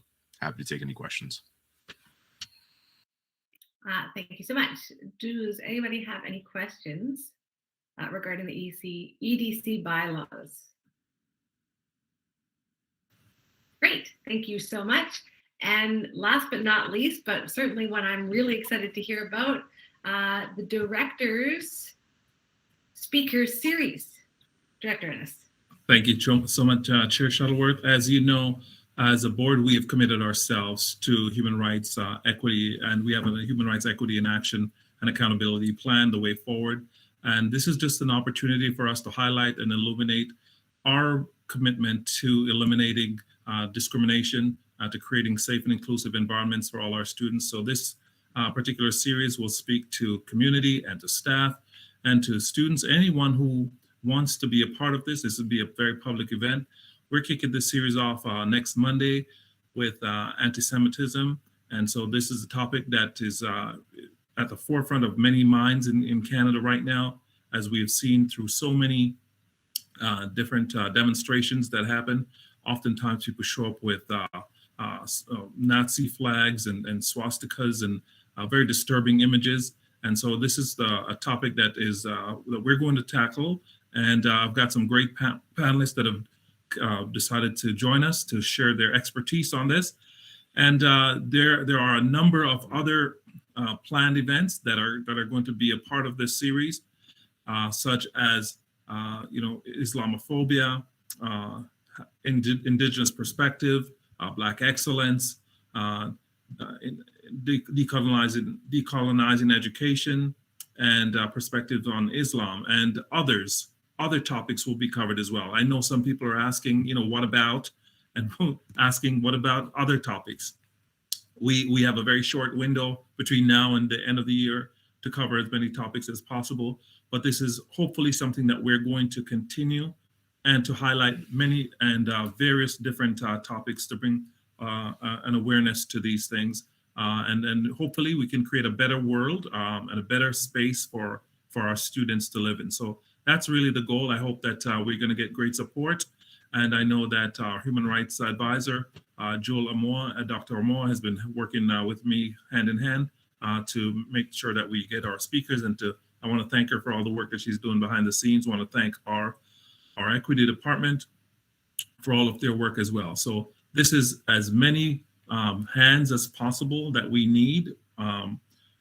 We need all hands on deck to really eliminate discrimination and hate in our country. And so this is just one aspect and one avenue through which we're doing this. And I know all of our schools are doing great work. Our equity department is doing great work. And this is just one more opportunity for us to continue to make sure that we douse the flames of hate and discrimination. So happy to take any questions on that. Thank you, Director Ennis. Does anyone have any questions? Great. I just think it's so amazing. And, and I've said this to you before in phone conversations, to have that positive focus on things, to be looking at where we can go the right direction rather than always focusing on the negative. So I think it's just so wonderful that you're having all of these opportunities for people to learn, grow. And if we go back to the shift, try, fail, and succeed. So to get things right and do things to better the lives of everybody. And as you said, many hands make light work. So great. Director Ennis, the final piece is the ominous other. And I do have some others for you this evening rather. First, I'm going to ask Superintendent Barnes if you could just speak to item on OFSA. Yes, good evening, everyone, and through you, Chair, to the trustees. I did want to first share some good news coming our way. We did receive some information this evening from Public Health that the ministry will be giving direction to start up extracurricular soon. So we'll look and follow that guidance in the upcoming days and weeks. So I wanted to start out by saying that. Secondly, we did receive direction, an update from OFSA, the sport body. And I did want to share with you that OFSA did contact all the school boards and made the unfortunate decision that they'll be canceling the winter championships for sports and festivals for February and March. The decision should not be seen as a cancellation of school sports. As I indicated, there's going to be school sports in our school board soon, hopefully. The decision creates a little bit more flexibility because the OFSA deadline had set some limits, and it does allow school boards to continue on with their schedules. So that is one of the reasons that OFSA has informed us that that was a pressure. Some other conditions that they had mentioned affecting the decision were the late restart and uncertainty when school sports were to resume, combined with the government's pause on high contact school sports until an undetermined date. As well, local public health restrictions, which may have prevented hosting OFSA events in certain communities, and allowing local associations to extend seasons of play, as I mentioned, and promote participation. So despite the cancellation, OFSA would like to reiterate their continued support for sports and activity for the benefit of students' physical and well-being. So I'll stop there, and I don't know if there are any questions. There's at least one. Trustee Gray. Thank you very much. Through the chair, I just wanted to ask the question or to be clear, because I have had some concerns from the community. Just wanted to be clear that that soon the ministry will be saying that extracurriculars can start up. Is that all extracurriculars, including the high contact, what are considered to be high contact sports? I just wanted to be clear on that. Thank you.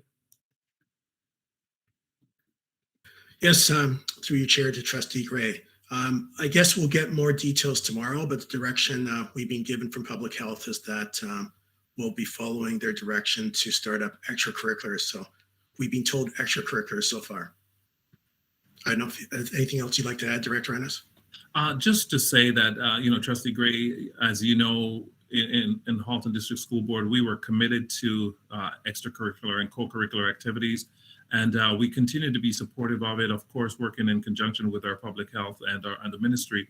But this is something that I know and you know is critical for so many of our young people that I want to make sure anything that we can do within the guidelines to make sure that they're fully participating. I heard the Minister of Education said he was committed to it. So let's wait and see what comes out tomorrow.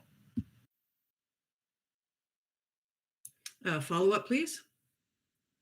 Yeah, I just want to thank you, Director Ennis, and thank you, Superintendent Barnes.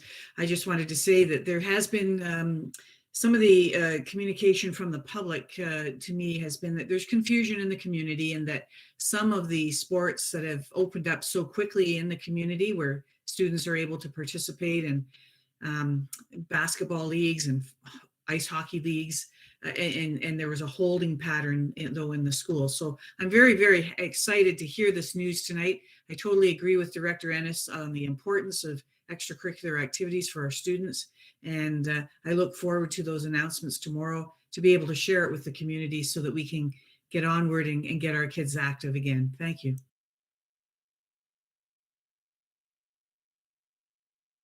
Thank you. Director Ennis, anything further to add? I sure do. Thank you so much. We are almost there, but the evening wouldn't be complete without Superintendent Padraberg has a couple of exciting videos that he's going to be sharing with us this evening. So over to you, Superintendent Padraberg. Good evening, trustees. Through the chair, we would like to show you our second video in a series. It will be a 5-series video because it aligns with our multi-year plan. So my cinematographer, Superintendent Truffin, will cue up the video. This one is on equity and inclusion.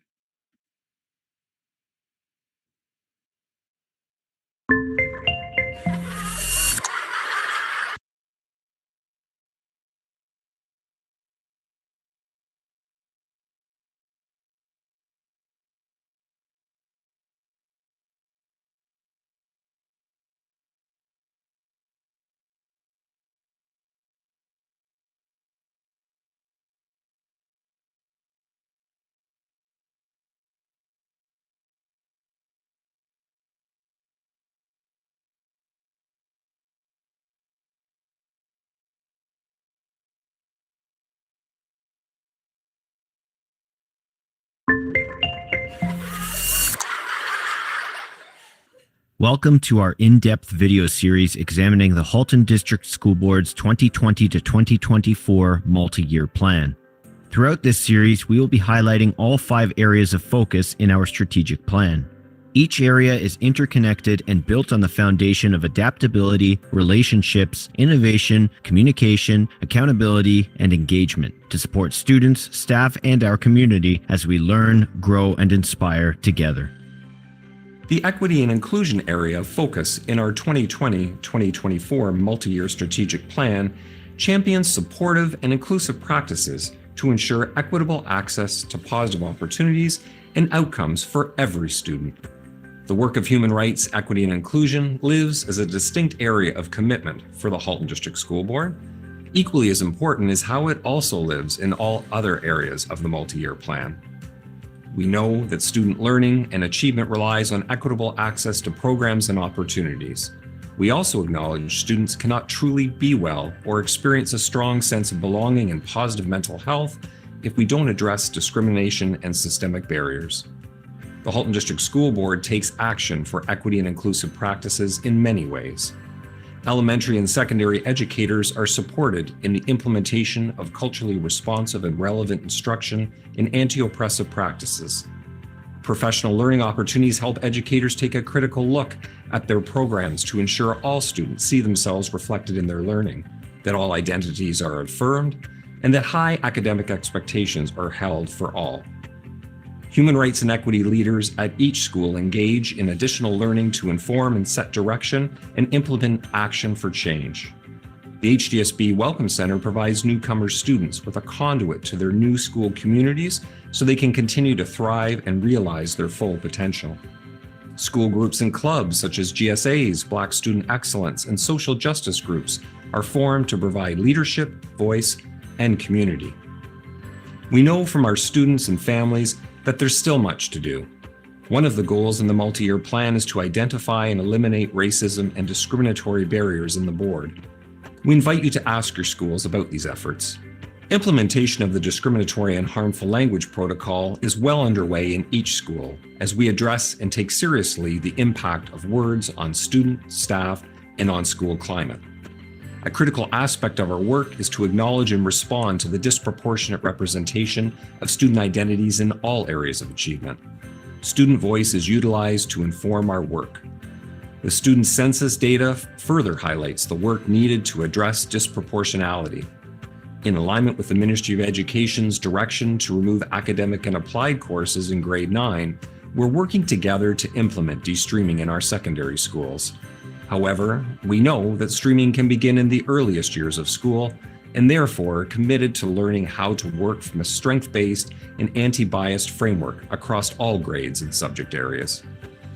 Driven by truth, respect, and commitment to students and families, the HDSB stands behind and upholds the equity and inclusion area of commitment in the 2020-24 multi-year plan.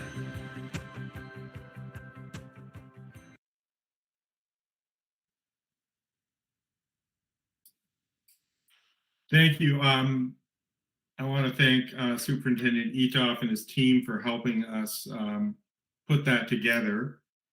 Next up, we're working on right now is the mental health and well-being video. Just so trustees are aware, we do ask all of our principals to share these at a staff meeting. This is in getting at pieces of a systemic alignment and accountability to our plan, and it keeps the awareness going through some really tricky, distracting times. So that's our goal in communications, is to keep the plan out there. These videos will evolve and change and have updates because it is an approach we'll see through to 2024.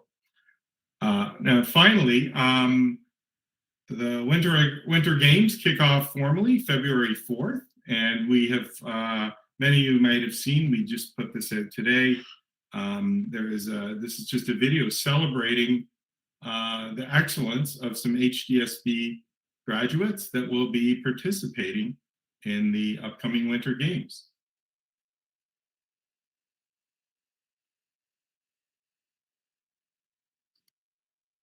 I did want to apologize for that little technical glitch from the first video. And a shameless plug, I was Renata's principal at Clarksdale. We could have indicated she was an Olympian when she was 7 years old. So.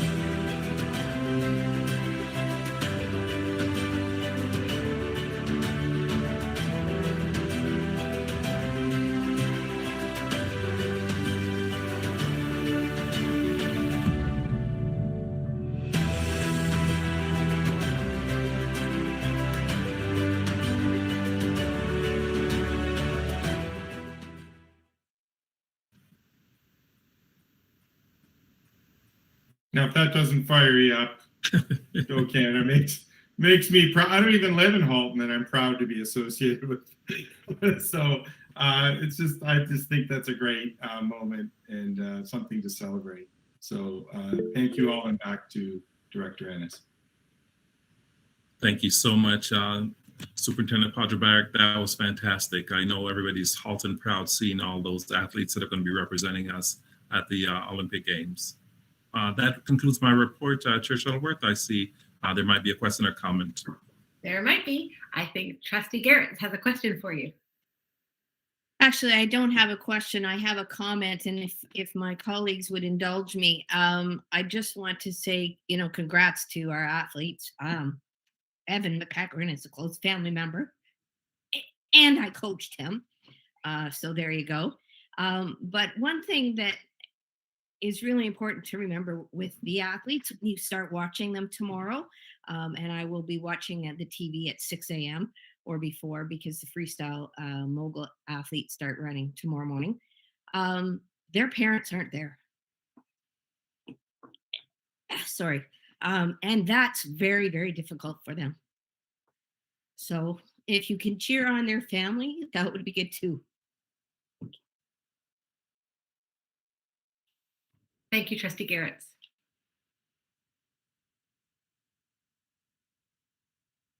Are we finished with the director's report? We are done. Thank you so much, Director Ennis. Again, what a great way to end that director's report. First with the director speaker series, and then with our wonderful athletes that are there. I'm going to say kind of representing Halton. We can say they're representing Halton. It's great. And as much as I can be, I'm so proud. We're owning them, Chair Shuttleworth.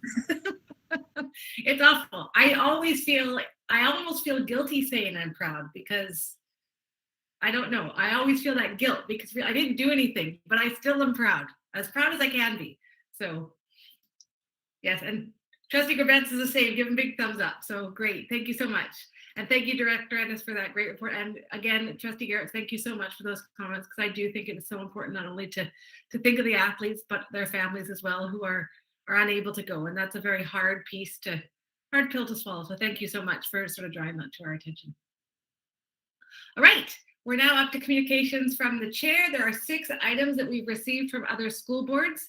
2 of them have focused on, as Vice Chair Harrison brought up before the motion, the idea of student trustees being able to move motions, some looking at COVID protocols and safety measures, and then one regarding school bus stop arm cameras. These are all attached to the agenda if you'd like to look further at them. We had no reports electronically received. However, are there any other reports coming to the table this evening? Great, there are not. So we're now up to 6.8, which is trustee questions or comments. Do any of the trustees at the table have any questions or comments? Trustee Grabantz. Yes, thank you, through the chair.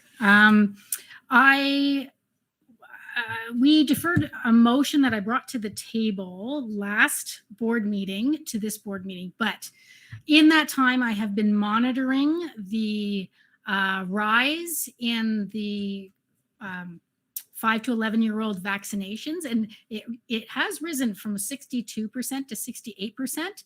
So my motion mentioned that uptake of the vaccine, it had, whereas uptake had gone stagnant. It obviously hasn't gone stagnant yet. So I will withhold that motion at this time. Thank you, Trustee Grabantz. And again, I think it's really important, again, as we're shouting out to families, to shout out to those families who are keeping Halton in those great standings of having such high vaccination rates and keeping our community safe. So thank you. Vice Chair Al Harrison. Yes, through you, Madam Chair. My question is, I believe it will be for student trustees. Recently, I read through OPSPA that a student trustee handbook has been developed and that it is to be a resource to trustees and probably as a broader audience of interest to help us to understand more fully the role of student trustees. And I was just wondering if anyone can comment on that and let us know where that's publicly available. People who are thinking about running as trustee may also be interested in that resource. Absolutely. Yeah, I can begin to answer, and Trustee Bao, please feel free to add on. So this was an initiative I think that OSTA ACO had worked on last year as well. So I recall we were asked to share input and feedback on the handbook. And the purpose of the handbook is really to outline the role of the student trustee, and not just for students who are interested in the position, but also for adult trustees as well as staff mentors. And this was created by OBSPA as well as the Ontario Student Trustees Association, and in specific the Public Board Council.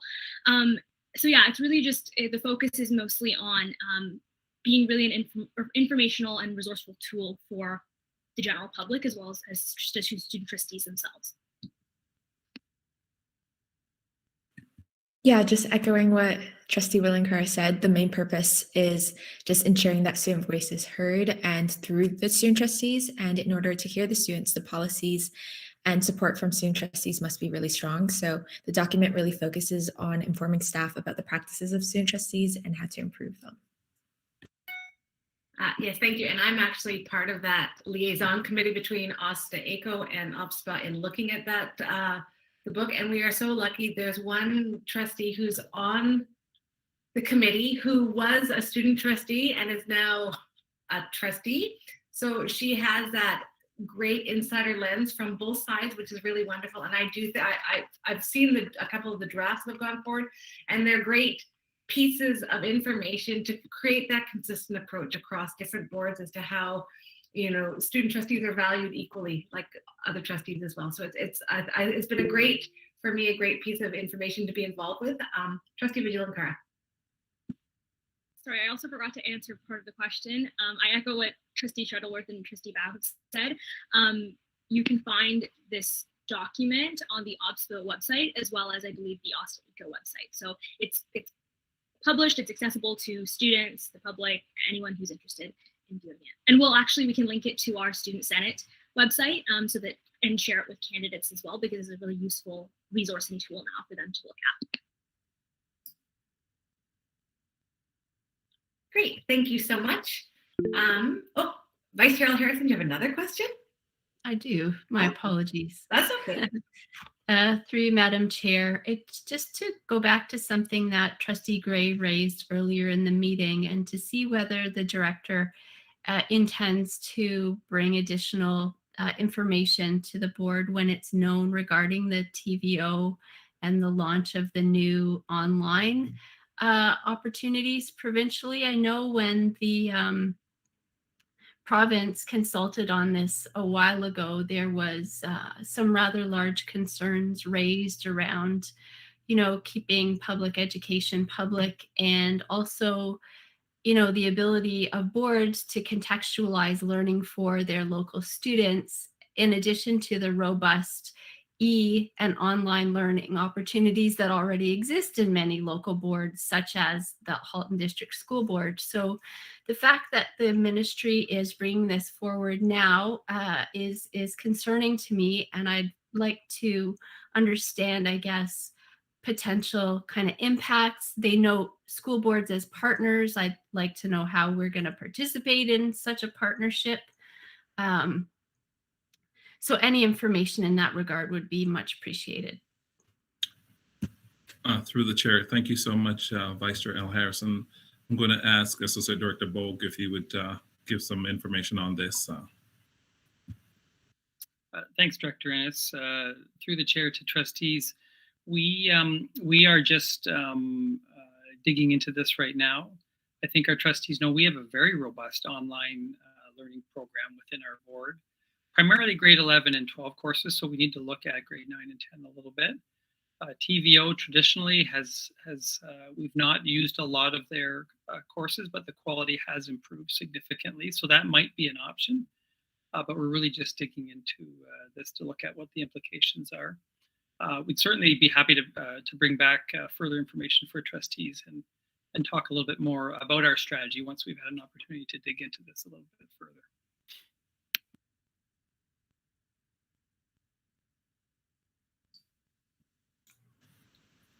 All right. Yes, I support what Associate Director Bogue just laid out. Great. Thank you very much. Are there any other questions? Wonderful. So now we're going to turn our attention to questions from the public. So on the HDSB website, there's a button on the live stream page, as there is a link at the bottom of tonight's agenda, which allows members of the public to ask questions of the board. Questions received may be answered during the meeting, particularly those related to the agenda items, or at the following meeting at the discretion of the chair. For efficiency, multiple questions received that are similar in nature may be grouped together, and questions will not be attributed, so we won't give names to the questions. When necessary, a notation will be made that multiple people ask the same question. Any question that contains language that is hateful or discriminatory will not be considered. Vice Chair Harrison, have we had any questions this evening? Yes, we have, Madam Chair, and a number of them were answered during the director's report. There is a question here also related to mask mandates for kindergarten students, and I will just read some of it so people get the flavor of the question. Given that neither the Ontario government nor Halton Public Health mandate masks for kindergarteners, and taking into account that Halton's mask bylaw, which pertains to public places which schools are not considered to be, exempts people who are unable to place or remove a mask or face covering without assistance, as well people who may experience a negative impact to their emotional well-being or mental health, which includes many, if not all, kindergartners. Why has HDSB decided to implement such a mandate? There's also notation about this mandate was put in place before Omicron, and it doesn't take into account that non-medical masks or face coverings that they require have been rendered useless against the highly transmissible Omicron variant, particularly in kindergarten classrooms where the kids aren't social distancing and are maskless. Thank you. Thank you so much for reading the question, Vice Chair L. Harrison. I know that Superintendent Blackwell has a response. Over to you. Thank you, Director Ennis, and through the chair to the vice chair. Some of the masking requirements that we've implemented have come under recommendation from public health. So public health will never direct us. There is no mandate by public health. They will recommend, and trustees will recall that when we were discussing early in the year what we would do in terms of those recommendations, we took the recommendations and for many reasons and have our kindergarten students, as with most boards in the province, wearing masks. And the Omicron variant and based on that emerging evidence of spread, the masking requirements have actually increased in a school setting rather than decreased. So that, in terms of our activities that are happening within our buildings, which, we are hopeful that as these vaccinations rise, the rates rise, that, our masking requirements will change. But we take our guidance from the ministry and from public health, and we recognize that it's a tough day, a long day wearing a mask, and we remind our staff, and our staff work in our schools to create mask breaks for students. I believe one of the comments you made about students that are unable to remove their own masks, that's definitely, we do have students that are unable to do so, and they have mask exceptions for obvious reasons. But masking is one of the many measures that we use, and at this time we have not been provided any direction around removing those requirements.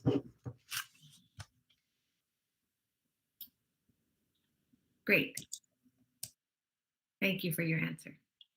Vice Chair Harrison, that's the only question for this evening? Oh. Was that a hand, Superintendent Boyle? No, it was the wrong button. Sorry. Vice Chair Harrison, were there any more questions? Madam Chair, as I noted, there were other questions submitted, but Superintendent Blackwell addressed them under the director's report. They were related to the changing updates around isolation and the tests and so on. And it sounds like some additional clarifications may be developed on that piece. So there were no other submissions. Great, thank you so much. So for our public, there are several ways that you can be heard by the Board of Trustees about your questions and concerns regarding the governance and policies at the Halton District School Board.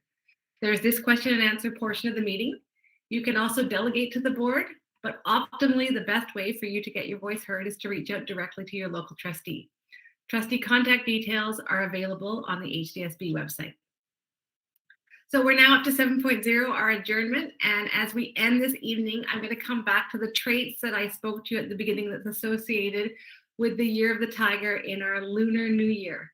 I want us all to remember the courageous leaders that are in our schools, our homes, and our communities, through who their generosity, natural ability to sympathize, and endless commitment to helping others have made the Halton District School Board the great place that it is. Thank you to all of you. And I will leave you with the traditional celebratory phrase of the Lunar New Year, which is Gong Zi Fat Sai, which literally means congratulations for getting rich. And I have to say, we are definitely richer for all the wonderful contributions that you have all made. So thank you so much. And with that, our agenda is exhausted, and I call this meeting adjourned.